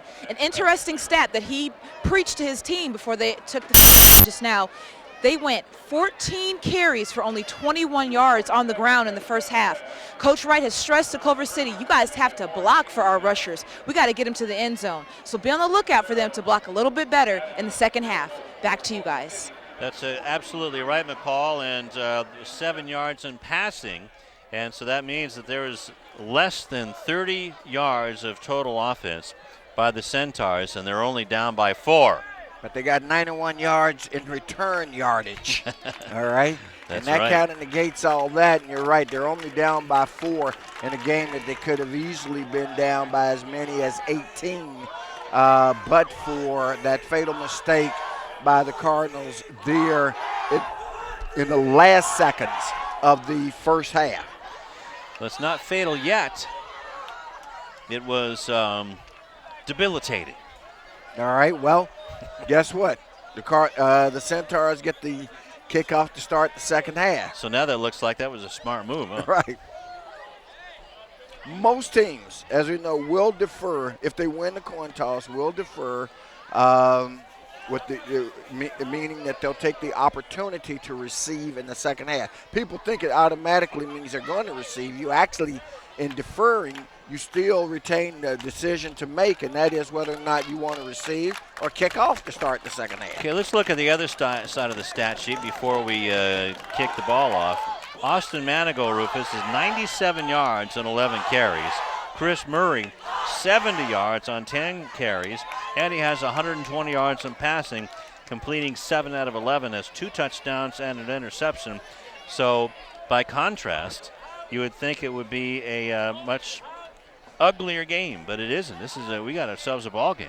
But I think it's one of those games, as I said at the end of the first half, it's not nearly as close as the score would indicate, at least from the way I'm seeing the game. Granted, it's a 14-10 ball game, which if you're Culver City coming in 0-5 overall, you're going to take that because you're in the game and you've got a legitimate chance to win. But the reality is you take away the gimme score, it'd be no less than 14-3 here to start the third with them receiving. So let's see if the Lawndale Cardinals can regroup. That had to be demoralizing, obviously, but I think I'm sure Coach Witham took them in the locker room and got their head screwed back on straight. No hanging your head and moping about that. That's done and finished with. Let's go back and get that score right now. Manyweather and Davis back deep for the Centaurs. Getting ready to kick off the third quarter is Anderson Racinios for the Cardinals.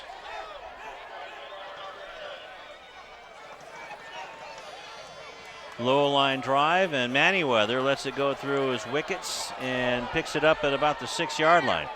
Gets by Manigault.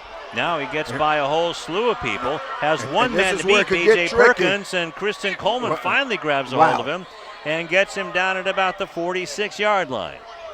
So if we didn't know any better, we'd think it was all by design by Manyweather to mishandle the kickoff and cause them to all collapse to one side of the field, and then he takes and goes the other way. We see it here, boy, it scoots right by him, goes inside the 10. He picks it up at the 6, Lou. We'll mark it there and brings it out to the 46. To the 46, a 40-yard return with no flags on the play. Excellent play that time, again, by the special teams of the Centaurs. So let's see if the Cardinals have kicked the sleeping dog here on the Centaurs, as Quinteris Truitt will start at quarterback. They really did a roulette wheel, and we have a procedure call. As Heath Jones throws the flag. Now we got a second flag that came in late by the referee. So we had the procedure penalty probably called by the side judge, and that's what he's keying on. But then you had another flag, okay, and there's a personal foul against the Centaurs as well. So just trying to see where the personal foul is. And of course, the Cardinals are going to say, well, we'll take the personal foul, please and thank you. Right. So that's the biggest penalty against Culver City tonight. And it's a big one. Going to go all the way back to the 25-yard line.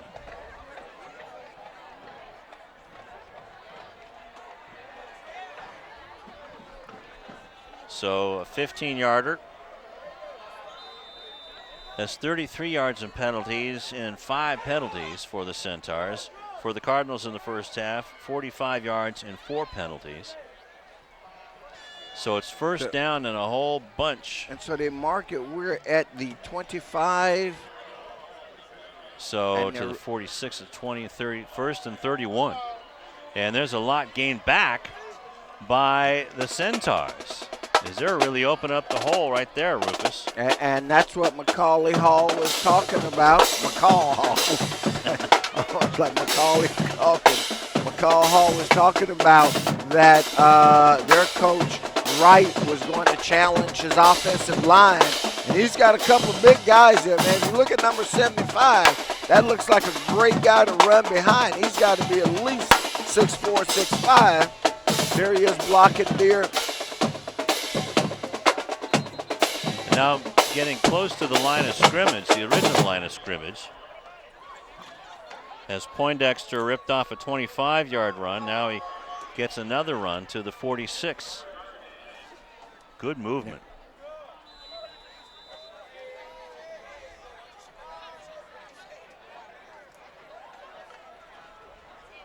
So it's a 3rd and 10 now for the Centaurs.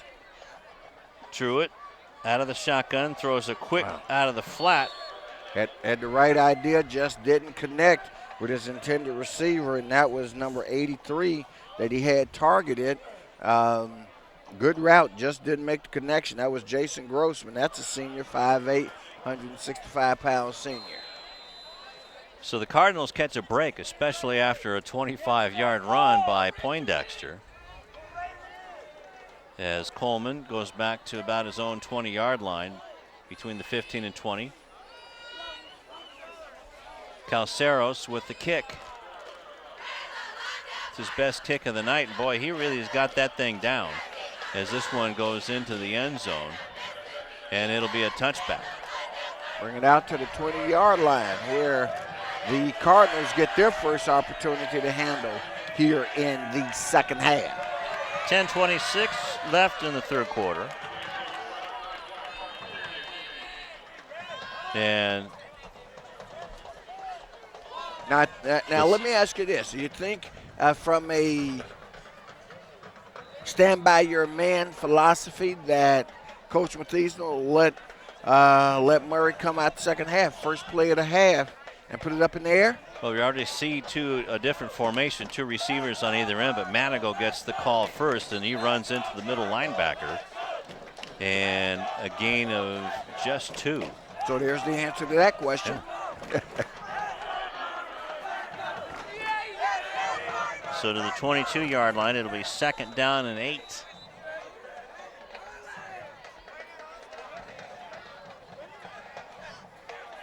Clock running, 10:50 left in the third quarter. Walker split to the near side, 3 receivers to the far side. Low snap. Murray has to take it on the run, and he barely gets back to the line of scrimmage. And the low snap has more effect than I think what people realize. And there have been a couple of low snaps tonight, that being probably one of the lower ones because it nearly hit the ground. He's had to reach down a couple of times, and that's a lot of difference. That's something that young centers have to learn, and that is how to snap to a player in the shotgun. Chris Gruzman is a senior on this team. That's a good snap there. Murray throws it, and it's complete. Good enough for the first down, and Walker breaks a tackle near midfield. And Still gets running. knocked and finally wrapped and tackled by Evan Tillman after Davis tried to knock him down. But once again, that was that combination of Tillman and Davis in on the play. And but for those two, that would have been a potential touchdown run. Another big play there by Jalen Walker.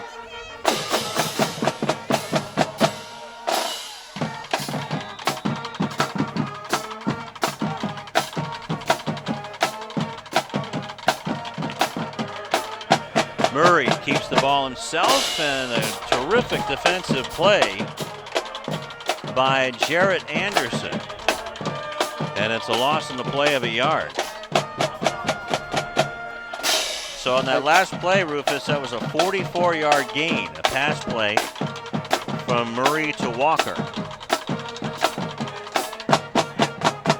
Murray showing not only does he have a good arm, he has an accurate arm.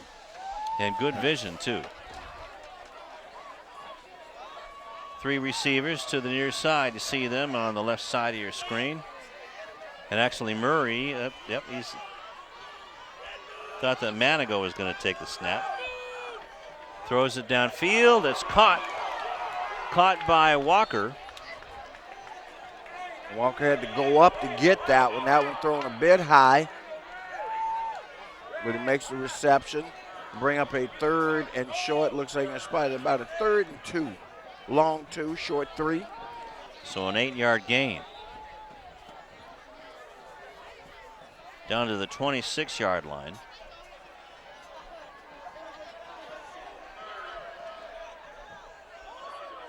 Gives it to Manigo, trying to slash through over right guard. And let's see if they give him the first down. That's close. Well, they indicate it's going to be a 4th down play, so it's a little bit short. Let's see if they ask for a measurement. Apparently not. Isaiah Lucas, sorry about that, takes over for Deshaun Jones, so they're going to go for it on 4th and inches. 4th and inches, and you go out of the shotgun. Not sure why you don't get under center. That's why Murray breaks into the secondary and into the end zone. Touchdown Cardinals. But is there a flag? Well, no, the indication is that there's a touchdown.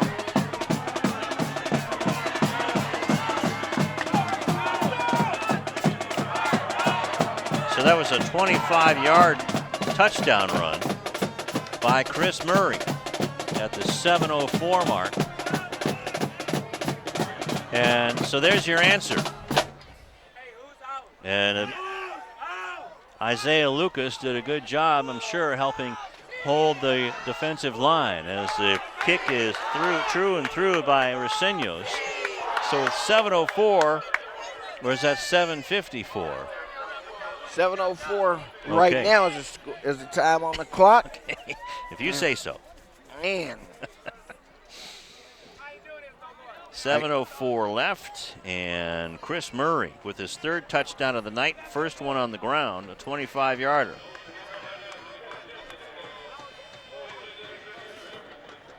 So the PAT was good, Rufus. It was good, and they accomplished, I think, what was one of their goals coming out of the locker room was to go and get that touchdown back that they gave up, and they did that in relatively quick fashion.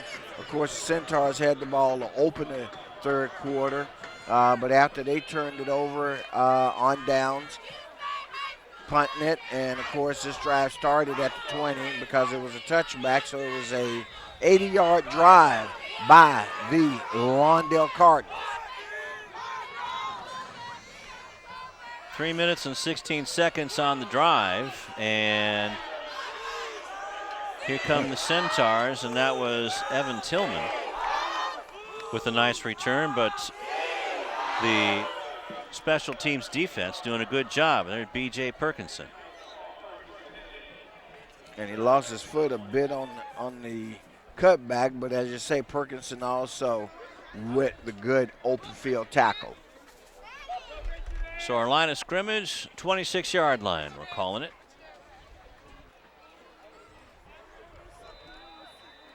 So Murray with a 25-yard run completes a 6-play drive, 80 yards in 3 minutes and 16.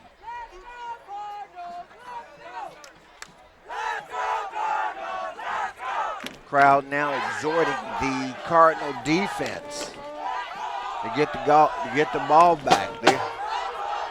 Truitt throws it on the flat, and getting buried was Tillman. Isaiah Torres getting over there in a hurry to knock him down. Right. Little bit of sleight of hand, but also in there hitting him first was number 60, Skylar Rangel. That was a good defensive play. Excellent defensive play by the Cardinals. And that's another an even better one. Yes, sir. Is that Skylar again? Because that dropped him for a loss on the play. Yeah, that's big old Skylar.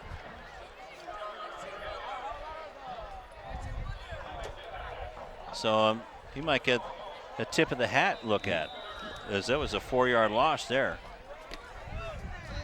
Are you trying to influence the vote? Yes. That's illegal in some places. I mean, you going to throw the flag on me? Truitt in the flat. It's caught. That should be good enough for the first down as Manyweather catches the ball. And it will be, according to the spotting officials, indicate to the chain crew to move the chains.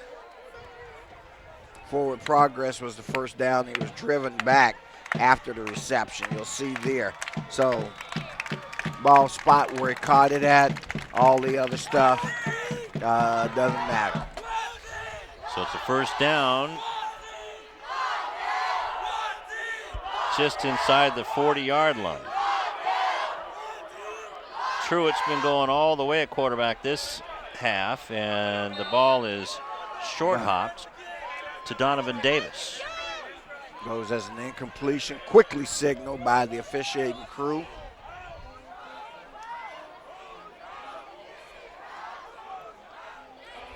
So Jamal Walker calling plays. He's been there over at Culver City for quite a while, Rufus. 6 years as head coach and 14 years overall. Beautiful moon over the scoreboard tonight. Look at that. A homecoming moon. Yep. Davis in motion. Gets the handoff, but somebody moved. Flags fly. And that's going to be 5 off of Culver City. So it'll be second down and 15. Okay, and right now the Centaurs just can't stay out of the way of the penalties. Now that's what stalled their last drive. And then the Cardinals came back and answered with a touchdown. With a touchdown, hey, and that took it back out to an 11-point lead at 21-10. Truitt throws to the near sideline, and somebody messed up. Well, over there was old Jason Grossman. He went on the fly. He went on the fly, man. He had turned and gone up the field, and Truitt threw an out route, and nobody was home. And that'll drive just about everybody crazy. Right. Not just the coach.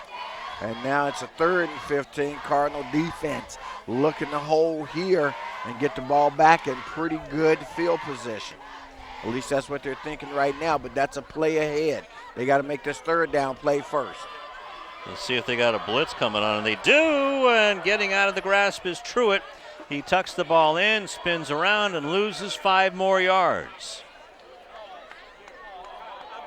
Isaiah Torres, Rufus. Yeah. In on the play, and They kept him inbounds on the play, so the clock continues to run. Here, third quarter action winding down. We're under 5 minutes left in the third. So Coleman will line up in between his own 35 and 40-yard line, waiting for Calceros' punt, who's been doing not too bad, has been getting the nice roll for his team. Kicks this one high and gets out of the way. It's downed by Culver City. And Cahill Hooper downs it, and it'll be 1st and 10 from the 30-yard line. So another nice kick by the Centaurs, and we'll see what the Cardinals can do with it from their own, what do they call it, the 28-yard line? Yep. That's where they spotted at, so it'll be 1st and 10. Cardinals again.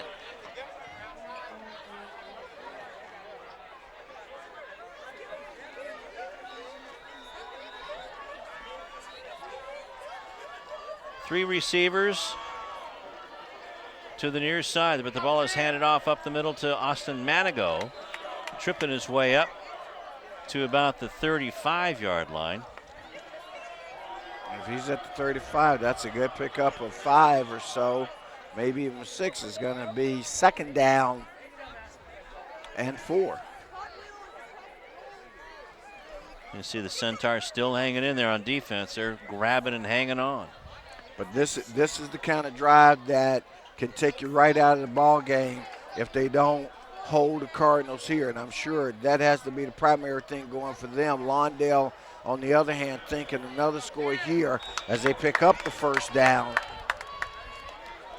Good drive, good run by Austin Manigo that time, and he was following his big buddy Steven Almada, big sophomore offensive lineman, up to the 40-yard line. So it's a 5-yard gain for Manigo and a 1st down. First down, and they're moving the chains. 3:30 left to go, and you got a feeling that Coach Mathieson would just love to keep on running the ball as the ball is handed off this time to Aaron Kiefer. Aaron gains 4 yards. And Aaron is just a sophomore, so another youngster on this Cardinal team, trying to grow his wing feathers. They've got to get better as the season goes along, though, Lou, and that was a very good snap there, as I was about to say, on the snap out of the shotgun, as Manigo picks up the 1st down with 2nd and 3rd effort on the play. That sure was that was right there, the run of the game, Rufus, down to the 44-yard line. Let's watch this. As you'll see him here, there's contact there. Well, wow, that's right in the line, and he just keeps digging and digging and digging. And still, they can't drag him down.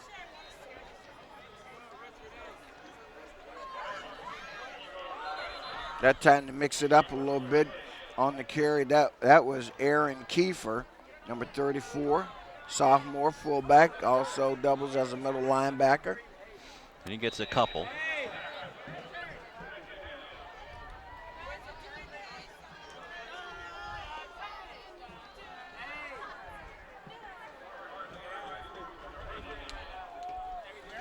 So 2nd down and a long 8.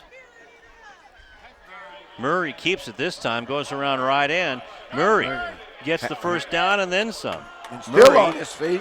And there's a big pile, and let's see. They're just piling on Murray.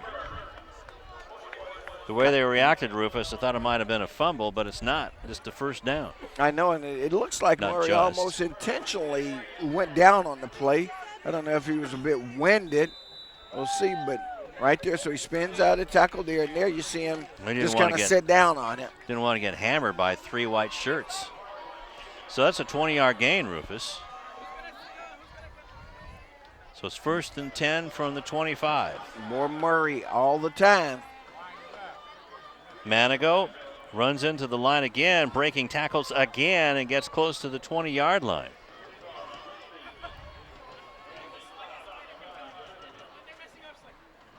I believe that's the 20-yard line. Or did he get back to the line of scrimmage? Let's go down to Sebastian. You know, guys, Coach Mathieson told us when he first took a look at that renovated Ocean League schedule, he wasn't too happy about going against Culver City the first game, being that Culver City were the league champions last year, definitely a different team this year, but it doesn't get any easier for them. Next week they have Santa Monica, then after that Beverly Hills, then El Segundo in these next upcoming 3 games, and they're looking to go 3-3 tonight. They could possibly have a really, really tough next 3 weeks. So let's see if they can get up to the challenge and see what they can do against these great teams, especially that El Segundo team. That offense is rocking over there. Back to you guys. 3rd down and 9 after the 1-yard gain. Well, El Segundo definitely has the quarterback of the Ocean League in Newt Barr. But as I said before, I think that the Cardinals certainly have a chance to pull 3 wins out of this league. They're going to play Santa Monica, I think, pretty even, and that's a chance to win. And I think Beverly Hills is a W. They can, I won't say you don't want to count it, but that's going to be a competitive game that should be in their favor as well. The pass was caught, Rufus, at about the 15-yard line and had to get to the 24 as the 3rd quarter ends. And let's see where they're going to mark that. That's going to be a 4th and short. And let's see. As the officiating crew is conferring to see whether that's going to be a first down or not. Can we get a shot of the officiating crew, Tom?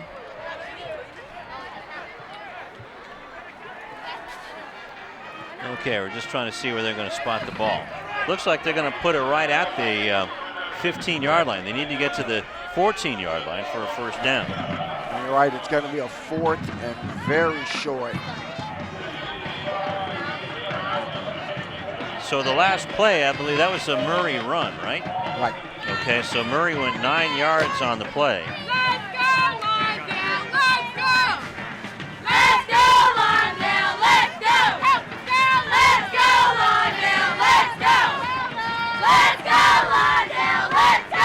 So 4th quarter action coming up. 21-10 is the score. Lawndale leading on homecoming. So it's the 4th and inches for Chris Murray and the Cardinals. It was a very similar play that they scored on in the 3rd. So now they're surrounding, and Murray trying to spike the ball, but I don't think he got it. But the spot is where it's going to be important. And nope, they turned it over on downs. Didn't even make it to the 15-yard line. So it's a loss on the play. So that's a big play for Culver City. And like you say, that's out of the snap when they could have just snuck it over. Exactly. So it worked one time, second time it didn't work for them. First time it worked in a big way because they got a touchdown out of it. But this time, a drive that's in scoring position, and you're going to turn the ball over on downs, and you're at your opponent's 15-yard line. And you know that this team can move the ball. Truitt has Poindexter on his left and Hooper on his right. Ball is handed off to Poindexter, and he's hammered back. So good defensive play again by Isaiah Torres. Loss on the play of 1 yard.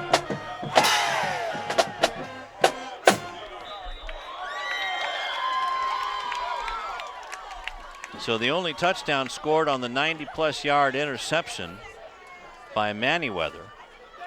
And the offense is sputtering.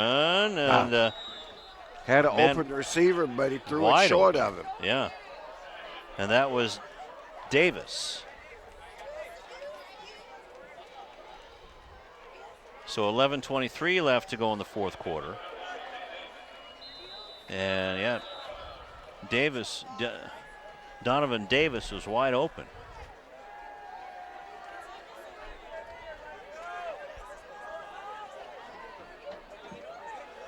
Truitt looking and then just gets plowed under by Anthony Gray. First chance to call Anthony's name tonight. But boy, he was big on the play. He just barreled right there on it. And Truitt, no place to go, no place to hide on that one. So that makes it a 4th down. And okay, we've got an injured Centaur on the field up on this end. So the clock will be stopped at 10:54 as they attend to the Centaur who's down. We actually didn't see it happen on our end, but it must have been one of the receivers that was, or one of their players that was out in the pass pattern. He looks like he's taking a drink, so maybe he's got a cramp, hopefully. And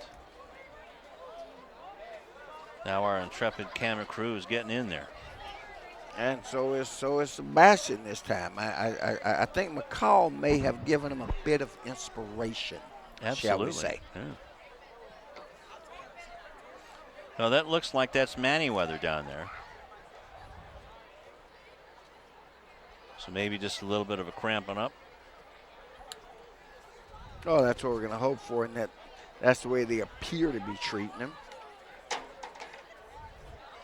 Looks like they're stretching his leg out.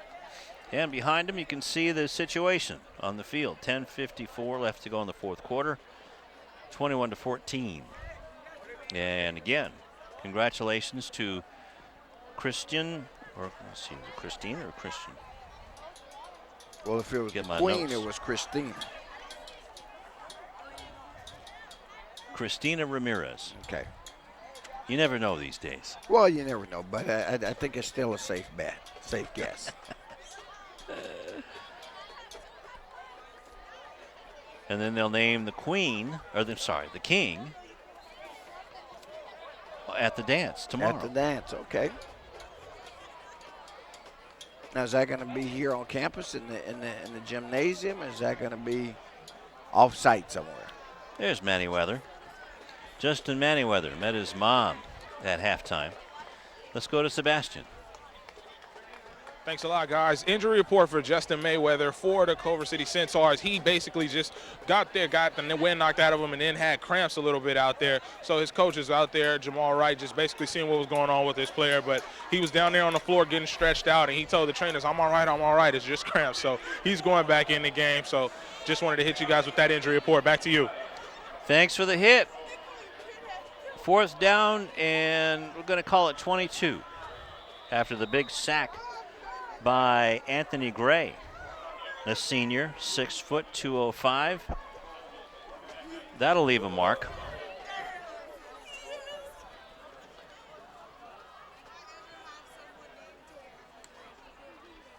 Let's see if the special teams can maybe get in and get a block on this play. Again, it's a low snap. Almost.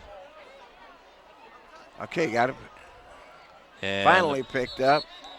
But good field position at the 34-yard line. Picked up by Jalen Walker. But again, Anthony Gray was in there, almost blocked the punt. Well, it was certainly an opportunity once again, the low snap, which led to the bad kick. So that's a second bad snap. And on the tackle was Fred Wadibia. He's been all over the place. So terrific field position for the Cardinals at the 34-yard line. Murray out of the shotgun. Going to hand it off to Manigo. Manigo turns the corner, gets away down the sideline, and he's going to go into the end zone. Touchdown, Lawndale! A 34-yard run by Austin Manigo, and it's 27-10 in favor of Lawndale with 10:20 left in the 4th quarter. They see some good blocking, a missed tackle, and 2 missed tackles. And Austin just route runs everybody in a white jersey into the end zone. Anderson Recinos out to tack on the extra point.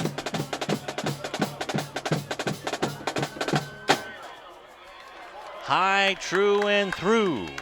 So with 10:20 left to go in the fourth quarter, Rufus, it's 28-10.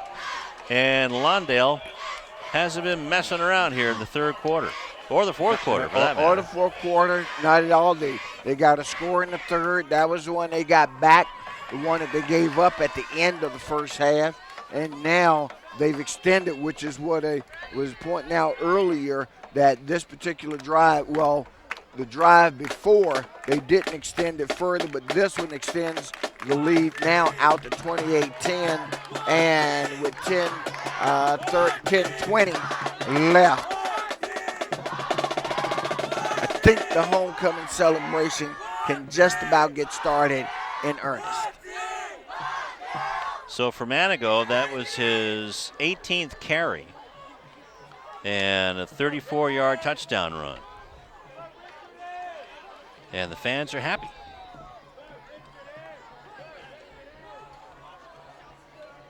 So this was a big test. Recinos addresses the ball, and the ball is caught, taken by the Centaurs, and that's Davis spinning around, a hard guy to catch, and finally gets buried. You're going to call it at the 30-yard line. Split the difference on that one and just say, we'll put it here. And normally, just from an football officiating point of view, on that drive, you normally will place it on a yard line. Everything subsequent to that is a spot of the ball, but the officials, just for easier game management, place the ball at the nearest yard line. That makes sense. So there's Donovan Davis, the kid that was hard to catch. So if you're the Centaurs, now this becomes your biggest possession of the game because you've got to answer back on this drive. Quintorius Truitt throws it short for his intended receiver, and I believe that was Grossman. So now Culver City, to try to get back into this one, they're probably going to have to put the ball up in the air, which they haven't done a whole lot in this game with 10:07 left. And when they have done it, it hasn't been with a great deal of success.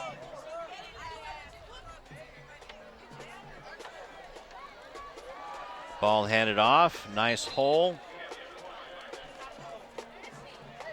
for Poindexter. He gains 4 yards. It'll be 2nd down and 6. Let's go to McCall. All right, it has been a long evening for Culver City tonight. They might be losing the game, but they're actually winning in the technology department. The Culver City football team is one of the few football teams that now offer and have the TerraDeck wireless video streaming system on their sideline. So all they need are an iPhone or an iPad, and they have a wireless camera down the end zone that live streams their games to the sideline. Their coaches are able to instantly review and replay every single play. CIF just approved this system, and Culver City is one of maybe 4 teams to actually have this system. So like I said, they might be losing in the game, but Culver City is definitely winning in technology. Back to you guys. All right, McCall, 1st and 10 for the Centaurs, and Poindexter gets another run. He gains 4 again, so it'll be 2nd down and 6. And just to follow up on what McCall was talking about, the use of electronic equipment is a new frontier at the high school level. There's still some limitations on it, one of which is that the officials cannot use any of the electronic equipment to review a play on the field. Not just in football, but also in basketball. And so this is something, though, each year has brought about an expansion of teams being able to use this type of equipment. 2nd down and 6 from the 45-yard line. And didn't we see one last year on a giant pole? Right, exactly. We're just trying to find out where this one is. Truitt completes. Nope, he doesn't complete the pass. So it'll be 4th down and 6. as Culver City just can't get anything going. Now, we're looking at, yep, there it is. It's down, oh yeah, it's on the pole. There's a black pole down there on the track on the west Okay. end. See where the gentleman is standing there on the ends, or on the track. Right. Underneath the goalposts or beyond the goalposts. Maybe we can get a shot of that.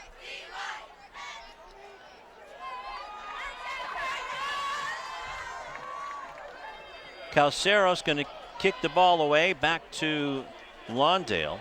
Coleman back at around his own 15-yard line. This one's a shorter punt.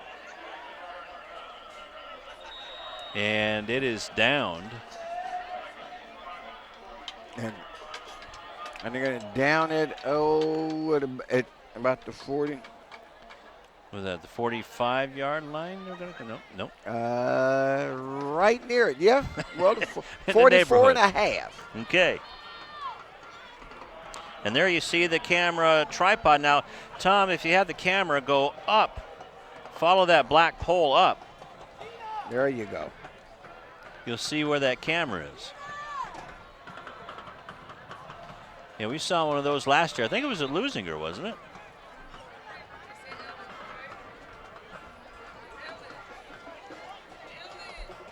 Murray hands the ball off, and going nowhere in a hurry is Austin Manigo.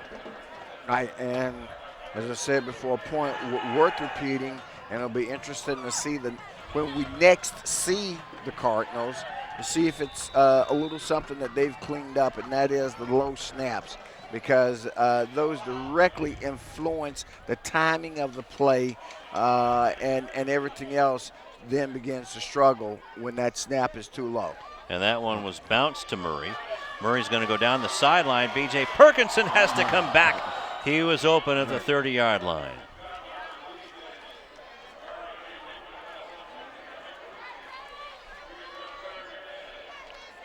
And Perkinson trying to come back to it, had too much of a sprint to make, nearly got back to it though, just missed.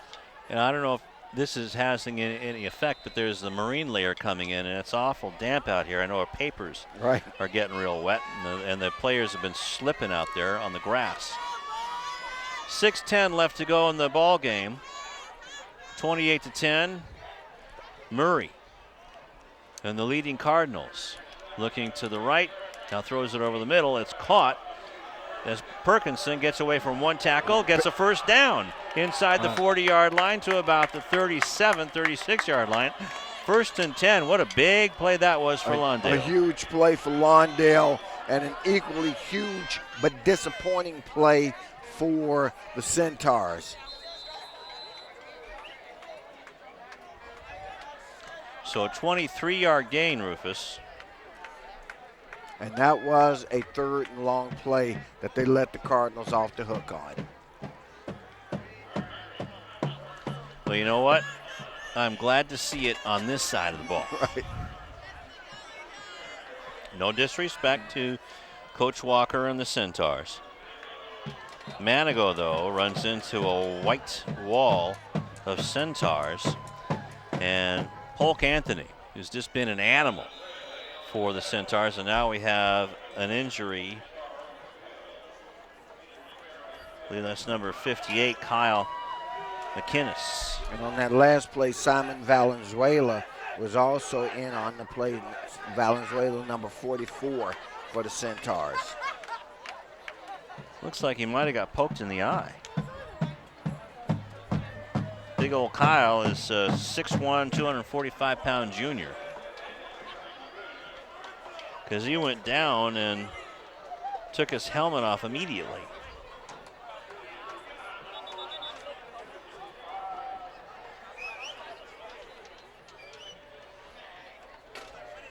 .723 left to go. 2nd and 10.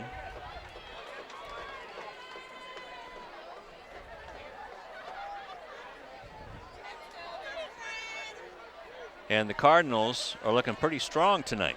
They're looking very strong. It's a good outing for them. Again, as we mentioned, they came into the night's contest with a 2-3 record in league play. And of course, this is in pre-league play. Austin Manigo, meanwhile, gets the first down again. And did they lose the ball? He lost the ball, and thank goodness his buddy was there, Jesse Vieira. And he recovers the fumble at the 30-yard line. So it's a 3rd down and about 4 now for the Cardinals. They're at the 30. Need to get down to about the 25, obviously the 26 if you want to be technical about it. 25 for good measure. And getting the ball as Kiefer gets down to the 25-yard line. And let's see if that's good enough for a first down. Yep. I see the head linesman on the other side giving the move the chains. So that's good news for Aaron Kiefer, the sophomore fullback, middle linebacker, and gets his first down of the season. Clock still rolling. That's the even better news for the Cardinals. Manigo. Wow. Big hit put on Manigo that time, going through the hole, trying to see who was. See a couple guys there. Fred Last one to get up. Wadibia and also number 44, Simon Valenzuela, the two defensive standouts for Jamal Walker. Just kind of picked up Austin and let him go flat on his face there. No gain. 2nd and 10. Murray's going to go around the left side. He's got a big hole cut off at the pass and still gets free, gets the first down and then some down around the 10-yard line. Excellent read by Murray on the play. It's a first down. It'll be 1st and goal for the Cardinals. He saw the defense shift to this side, and the moment he saw that, obviously there's not a lot of audibling at the high school level, but I think he definitely decided that he was going to change the play and go the other way, and he picked up a big first down. 14 yards on the run, Rufus, just short of the 10-yard line. So it'll be 1st and 10 from the 11. Murray hands the ball off, and this is 7 points. Austin Manigo with an 11-yard touchdown run at 5:27. And that makes it 34-10 in favor of the Cardinals. Austin Manigo, he is the man, big man on campus. Got to put the offensive line in there too, Rufus. They just cleared out the entire right side. I think they cleared it out in the formation that they were in, spread out the Centaur defense, and that helped to open up the hole. Extra point is up and good.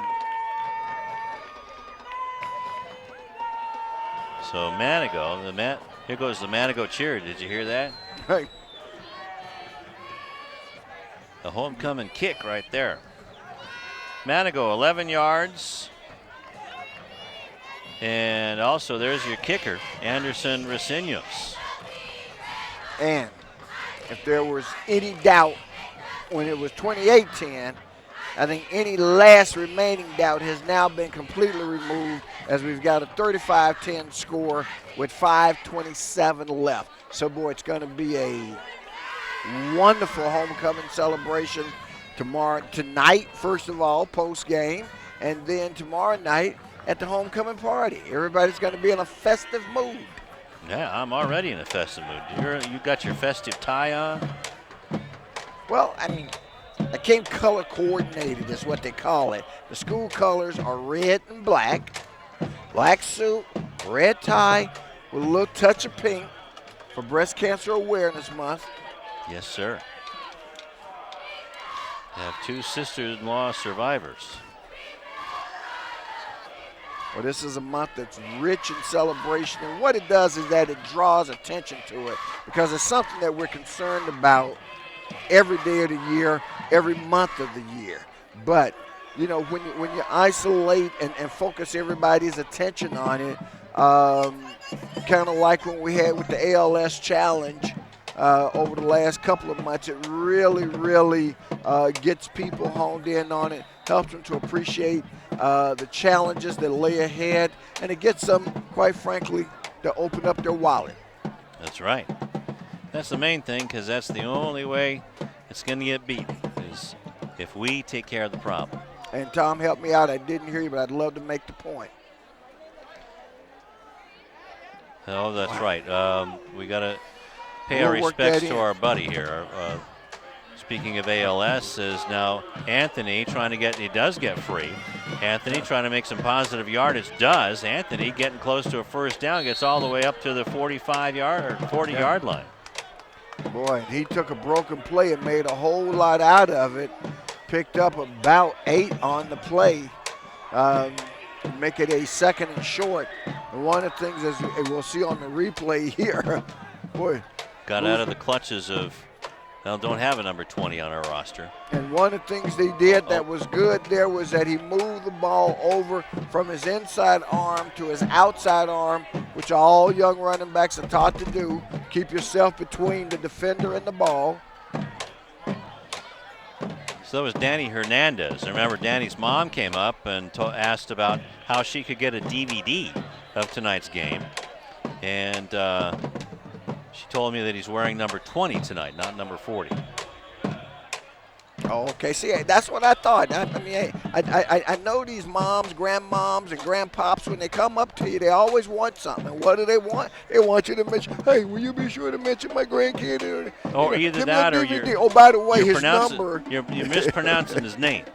But we love to do it, and I it. understand. Hey. And we have another cramp.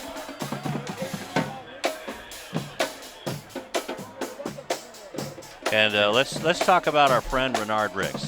Had the longtime opportunity, broadcaster. Yep, in the Inglewood area, and did a lot of the Inglewood school games, and would come over to join us quite often. And I can remember a couple of seasons ago doing a couple of basketball games with Renard. Just a great guy, and actually I'm saddened to hear the news that Renard had passed as a result of ALS. Yeah, that's right. That was Tom let us know, and we want to send our respects to Renard's immediate family because he was part of our family. Right, and he's I will truly tell you, sorely missed. You can't take anything for granted, Lou. I had a bit of a cardiac scare this week myself. Spent last night in emergency and the day at my cardiologist.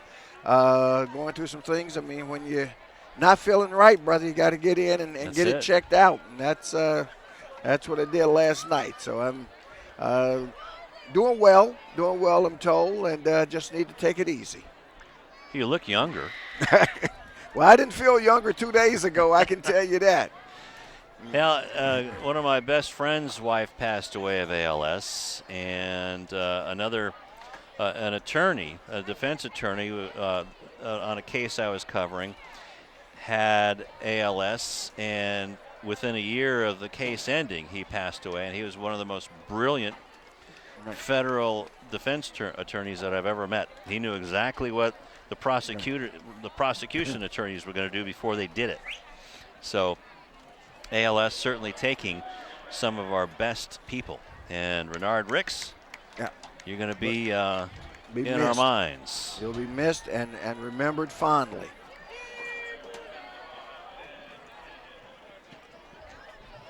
But with 4:25 left to go, looks like the band is breaking up. Looks like they've seen enough, but I think actually they're going to perform a little bit more after the game is over, downfield side. Man in motion is Davis, and Truitt hands the ball off. Actually, that was Anthony, and Poindexter gets right around the 40-yard line of the Cardinals. Coach Mathisen doesn't like what he sees, so he sends in Danny Hernandez, number 40, for whomever he goes. Danny, get in there right now.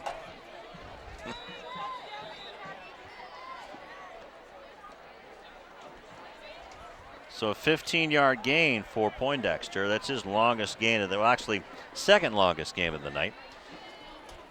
And I'm sure that Coach Mathisen would love to prevent the Centaurs from scoring as Anthony is looking over the sideline saying, what you want me to run, Coach?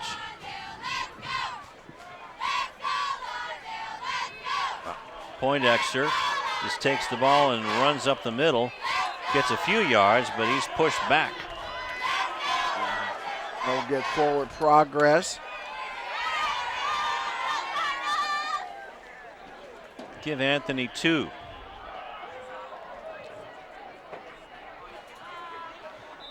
Down to the 38-yard line where it will be 2nd down and 8. And just a ton of Cougars there. One of them was number 15, who we don't have in the program. Nope. But I do appreciate both coaches, Coach Mathieson and Walker, for getting the online rosters and statistics, and this ball is going to be intercepted by the Cardinals. And taken down hard and heavy, almost bulldog down. By number 11, Kayam Cooksley. Well, 11 made the interception, that's Cooksey, and number 2 made the tackle, that's Donovan Davis. And Donovan leaped at him to make that tackle. Horse collared him. So it'll be 1st and 10 at the 35-yard line for the Cardinals. And 2:49. We're still not going to sing "Turn Out the Lights." No, but boy, when the band leaves, that leaves a big hole in the crowd, man. And we can hear each other, too. Murray hands the ball off. Here comes Manigo to the 50-yard line, down to the 45. Finally caught and taken down at around the 40-yard line. A huge gain for Austin Manigo, and what a night he's having. He's having a terrific homecoming. A terrific one, and boy, you know, I think he's wrapping up one of those post-game awards. 25 yards. Heck, he'd get my vote for homecoming king. and if the polls are still open, he just might win it.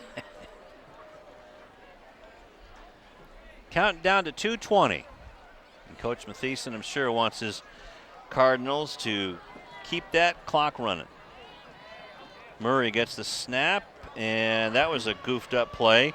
So Murray says, here, how about if I take it about 10, 12 yards this way? And he did get out of bounds, though. And he picked up a 1st down along the way. So a bunch of the folks that we normally see around. So Coach Keith Norman earlier, we're going to see there. Oops. Boy, that had fumble written all over it. All over, but Manigo staying alert, kept the ball in his possession, picked up the 1st down. Yeah, Cooksey missed something. So down to the 30-yard line, so a gain of 10 for Murray. 1:40 clock running. And Murray on the fake handoff, he's just going to take it to the sideline and into the end zone. Touchdown, Lawndale. Any flags? No flags on the play. 30-yard touchdown run for Murray with 1:31 left.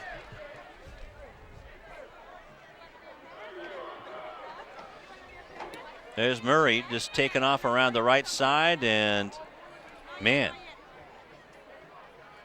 is he turning into one of the better quarterbacks in the South Bay?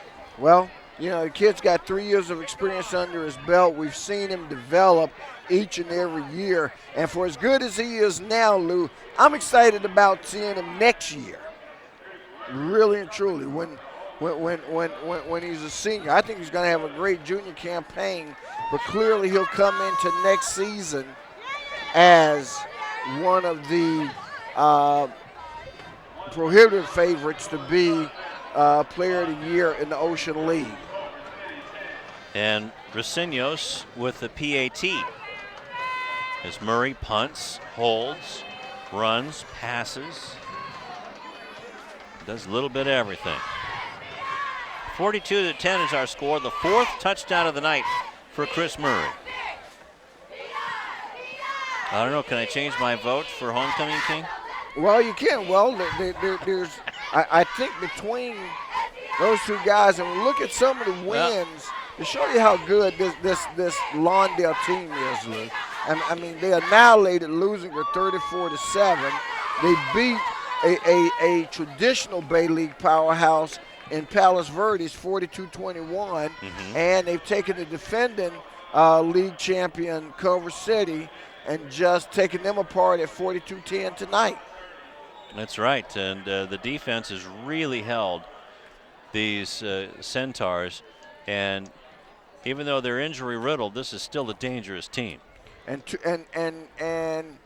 of their 3 losses that they had, 2 of them were by a combined total of 12 points. 5 in one game, 7 in the other. This team, as you noted earlier, is much, much better, I think, than they're given credit for, and I think they're going to have a good showing in their inaugural season in the Ocean League. Well, Rick Mathieson, the head coach, was really disappointed after the loss last week to Torrance, as Poindexter gets the handoff. Check that is Hooper that got the ball. Especially after having a 20-6 halftime lead. They were outscored 33-14 in the second half. Yeah, it's been just a huge, I mean, there have been 4 touchdowns scored here in the second half by the Cardinal. And now we've got a new quarterback on the field for the Cardinal, for Culver City. That's number 13. That's Justin Stiegel. Stiegel is a 6'3" senior, so he's getting a little action. Quintorius Truitt, who's the junior quarterback, is done for the evening. And, of course, their other quarterback is Xavier Ryan. And Coach Mike Levy leaving the press box. I want to thank him for helping us out pregame before Jamal Walker had a chance. Oops, there's a low snap. Picked up by Stiegel, or Stigal, as in Steven. I don't know. You think he might have a little bit of Steven Seagal in him? No, I think he did. I think one thing is he made a decision. He was throwing that ball no matter what. And the ball game is over. Homecoming, a big success for the Lawndale Cardinal as they jump all over the Culver City Centaurs. And there you see Justin running around and just throwing the ball away. And that's the last play of a 42-10 successful win by the Lawndale Cardinals on homecoming. There's Jamal Walker, the head coach of the Centaurs. And his team came in and put up a game effort. However, they just ran into a Lawndale Cardinal team that is truly a force to be reckoned with. And here at homecoming, they were particularly inspired by the crowd, by the band, playing in front of their home fans. And, hey, they went to work. They did what they had to do. And somewhere, I'm sure, Harold Hoffman is he's dancing on the moon right now, Yep. saying congratulations to Lawndale Cardinals. And what a game. It's a pleasure to see these Lawndale Cardinals get into league play and be a success, and a dominating success at that. Well, certainly in the first game, there are 4 more to go. But this is the way you want to get it started because it establishes a positive mental framework from the build on. It makes next week's practice a little livelier, and we were talking about their upcoming games. And, of course, next week they've got Santa Monica. That game will be at Santa Monica. Nope, that game will be here. I stand corrected. Then they go to Beverly Hills, El Segundo, and they wrap up the season November 7th at home against Coach Pazinger and the Cougars. Wow, that should be an interesting game. I think that's going to be a good one, man. That's going to be a good one, and that's going to be right here because the Cougars are also they finished pre-league at 2-3 as well. Mm-hmm. They sure did, and let's hope that they get some of the same type of problems that Lawndale had out of their system, as they were trounced by Lusinger in the Mayor's Cup. And that was a bit of a surprise. I mean, I think was. in terms of the score, because I certainly had expected them to be a lot more competitive. Having seen them once, I think all three teams are pretty good. Give Lusinger a lot of credit. They've seemed to have turned it around, but right now, hey, we're here at Lawndale, and give Coach Mathieson and his crew a lot of credit because they clearly are showing that they are ready, and there will be a force to be reckoned with, even though they're new to the Ocean League. Right. But they're going to let folks know, hey, we're no pushovers. They're going to open up some eyes tomorrow morning when the other coaches around the league read the paper, that's for sure. Even though it was an injury-decimated Culver City team, it's still an impressive win. Right, it's impressive, and I know you'll go over this when we go over some of the stats, but when you look at the weapons that they used, and I mean, there are obviously two names will stand out right away, that being the quarterback Chris Murray and the running back Austin Manigo, but number 10, Christian Coleman, and a couple of other guys, Perkinson is another one. Those guys all contributed. I mean, so when you're multidimensional, all right, that's a big difference, and that's one of the things that these teams have lacked, not just here, but also Lusinger and also Hawthorne. But this Lawndale team truly is multidimensional in terms of the fact that they can not only run the ball, but they can effectively pass the ball. And Chris Murray is just starting to get good at passing the ball. He's got the running thing down, as we've seen tonight. But still has to get that guy on the run instead of his receiver stopping and coming back for the ball. He's got to get him in stride. And I'm certain that we'll see him get better at that. Oh, yeah. Just as we've seen him get progressively better over the past 3 seasons, from when he was a young 14-year-old, on the varsity squad, and now he truly is in command of the offense of this unit. Not to mention the fact that he's also a pretty darn good punter as well. Not bad at all. Also a great holder for Reseños, as he was made all of his PATs tonight.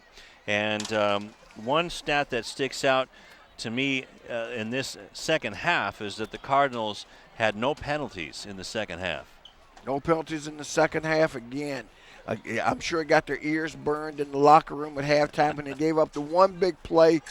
Culver City will come out with 10 points. They did have a good drive that stalled down here on this end of the field, the western end of the field.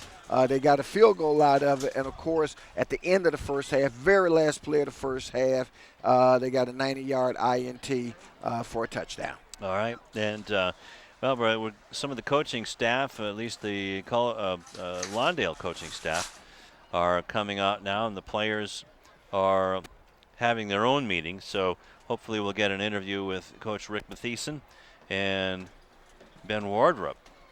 Looks like he's heading over to our interview location, which is midfield. Meanwhile, we got the assistant principal, Ben, here. Coming right behind us. There he goes. There he goes. See, just the gray ghost right there. And let's go to McCall. All right, we've got the winning coach, Coach Mathieson of Lawndale, here with us. Coach, first of all, congratulations on a solid victory. Just have to ask you, explain, how does it feel right now? You guys are coming off of a pretty hard loss, and now you're getting a victory versus the defending Ocean League champions, and you guys are now in your first year in the Ocean League. I mean, how does that feel? Explain that to us. It feels good. The boys have been working hard, and last week was a little hard to swallow, but these boys are a year older than last year, and they understand. They didn't get beat last week. They just lost a game, and they started off a little sluggish towards the end of that second quarter, and a sign of a good football team is when you could come out and make adjustments, and when you got to fix something, you get it fixed, and you play a better second half. And I got to give all the credit to the boys. They just did what they needed to do, and they pulled out a great game. Now, speaking of the second half, it seems like your guys' offense just went into complete overdrive. Explain some of the adjustments that you made and how that kind of worked out for you. You know what? It's speeding up their body, but slowing down their minds. They tend to overthink things a little bit. We don't run anything too fancy or too complex, but the kids have a tendency to sometimes overthink things and make it more complex. And it was just halftime, settle them down, play fast with your feet and slow with the mind and just go do your thing. And that really showed in the second half. And final question, again, this is your guys' first time in the Ocean League. You guys have definitely sent a message that Lawndale's here to stay. How do you ride this momentum and continue to impress the Ocean League? Well, we got, Santa Monica next week, and fortunately it's at home. When I first saw the schedule, it was kind of scary at first, but, Culver City's down a little bit. We took advantage of that. We got a big win when we needed to. Now we carry some momentum, and hopefully we can shock Santa Monica. Well, I wish you luck. Shock the world. Shock the Ocean League. That's Coach Mathieson of Lawndale High School. Thank you. Back to you guys. All right, thank you very much, McCall. And sorry, guys, I'm busy doing numbers down here, trying to figure out what's going on. But why don't we take a timeout and come back on City TV with the final score. Lawndale on homecoming already started dancing on Culver City, 42-10.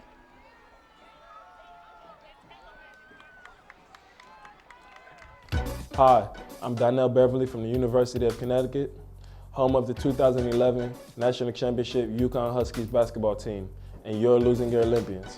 Beverly around the back, follow-away jumper, good, beautiful shot. It wasn't too long ago that I was playing basketball right here. I just want to thank him for having me here.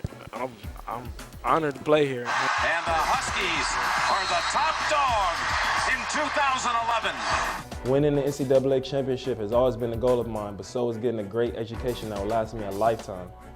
You can achieve your goals too. All you have to do is work hard and dream hard, and you can do anything you put your mind to.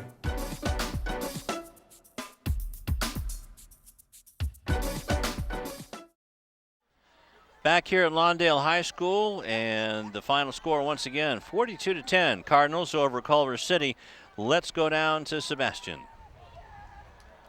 Thanks a lot, guys. I'm here with two of the Cardinals' star players here tonight, Chris Murray and Austin Manigo. We just want to talk to you, Chris, a little bit. I know we talked a couple weeks back about how you were really excited for the season opener, not the season opener, but the league opener.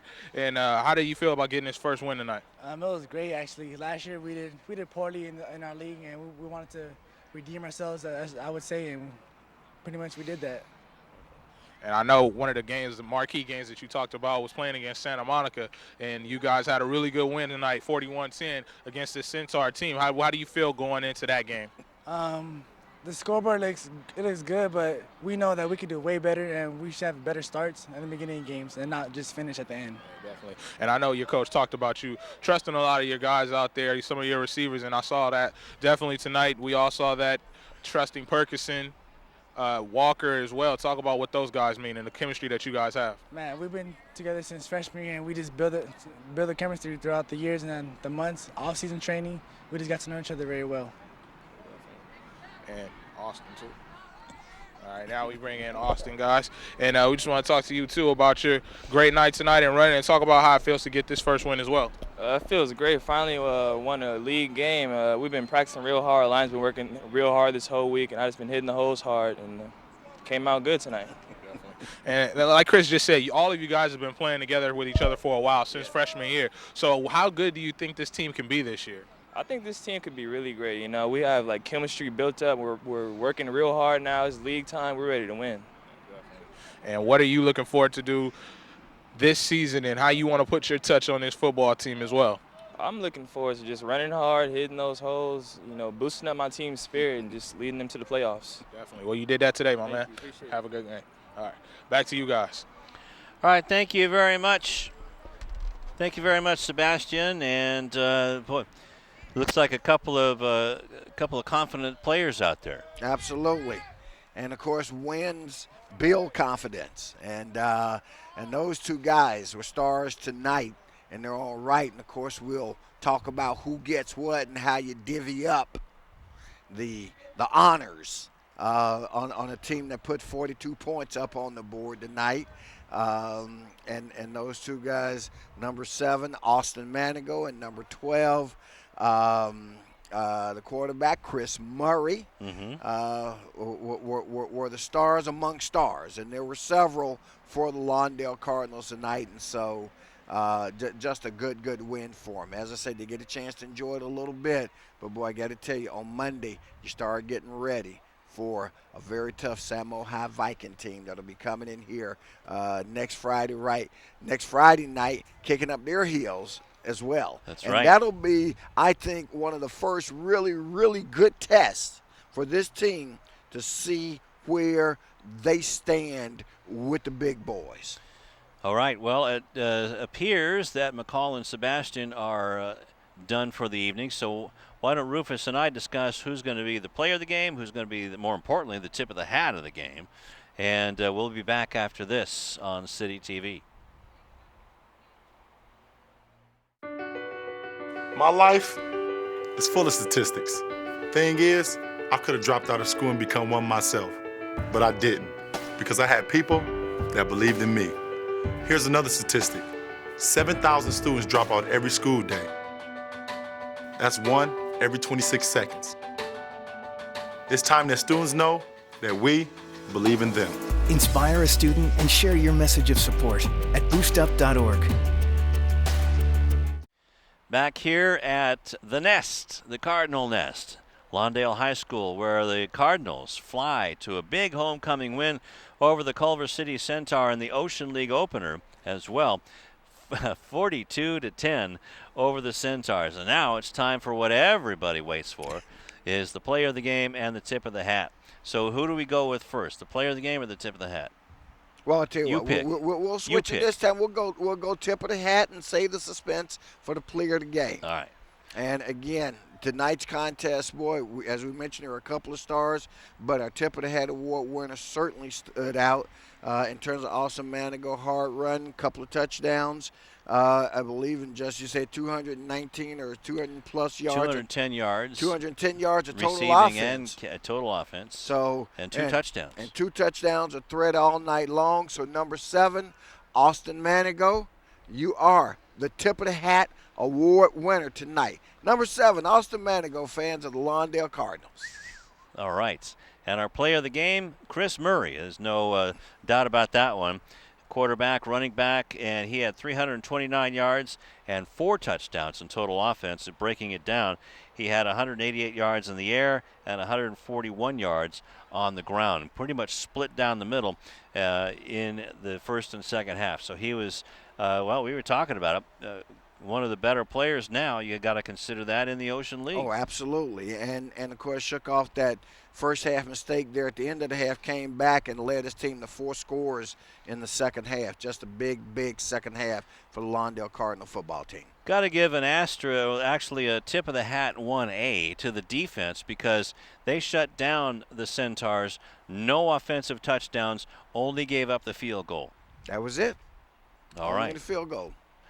Okay, and then also want to tell you that if you want to see any highlights, go to the City TV YouTube site, and that's Lawndale City TV, YouTube/Lawndale City TV, where you can watch the pregame show, or better known as the sports playback show. Also, the coach's clipboard, and anything else that's happening in Lawndale, like Lawndale Living, Lawndale Matters, and even Lawndale Doesn't Matter. No, that's not. No. Everything matters in Lawndale. There you go, Abe. And what a beautiful night to be here. Hey, that's it, folks. I mean, what else can we say? Should we put a bow on this one? one? We can put a bow on this, and we can get put it ready up for on the next week. shelf. But it's always fun Put it because on the let's W remind shelf. them it's a W, and it was 42-10 for the Lawndale Cardinals. And right. guess what, folks? We'll be right back here next Friday night. Really? Again. All right. All right. Ready to put a bow on this one and throw it up there in the win column. Want to thank my buddy, Rufus Washington. Thankfully, out of the hospital and back from North Carolina. See you eating all that rich food back there, huh? And also our crew, Sebastian Spencer and McCall Hall, and the terrific award-winning City TV crew. This is Lou Stowers telling you once more from the Cardinal Nest on Lawndale High School. The Cardinals over the Centaurs 42-10. Until next time, so long.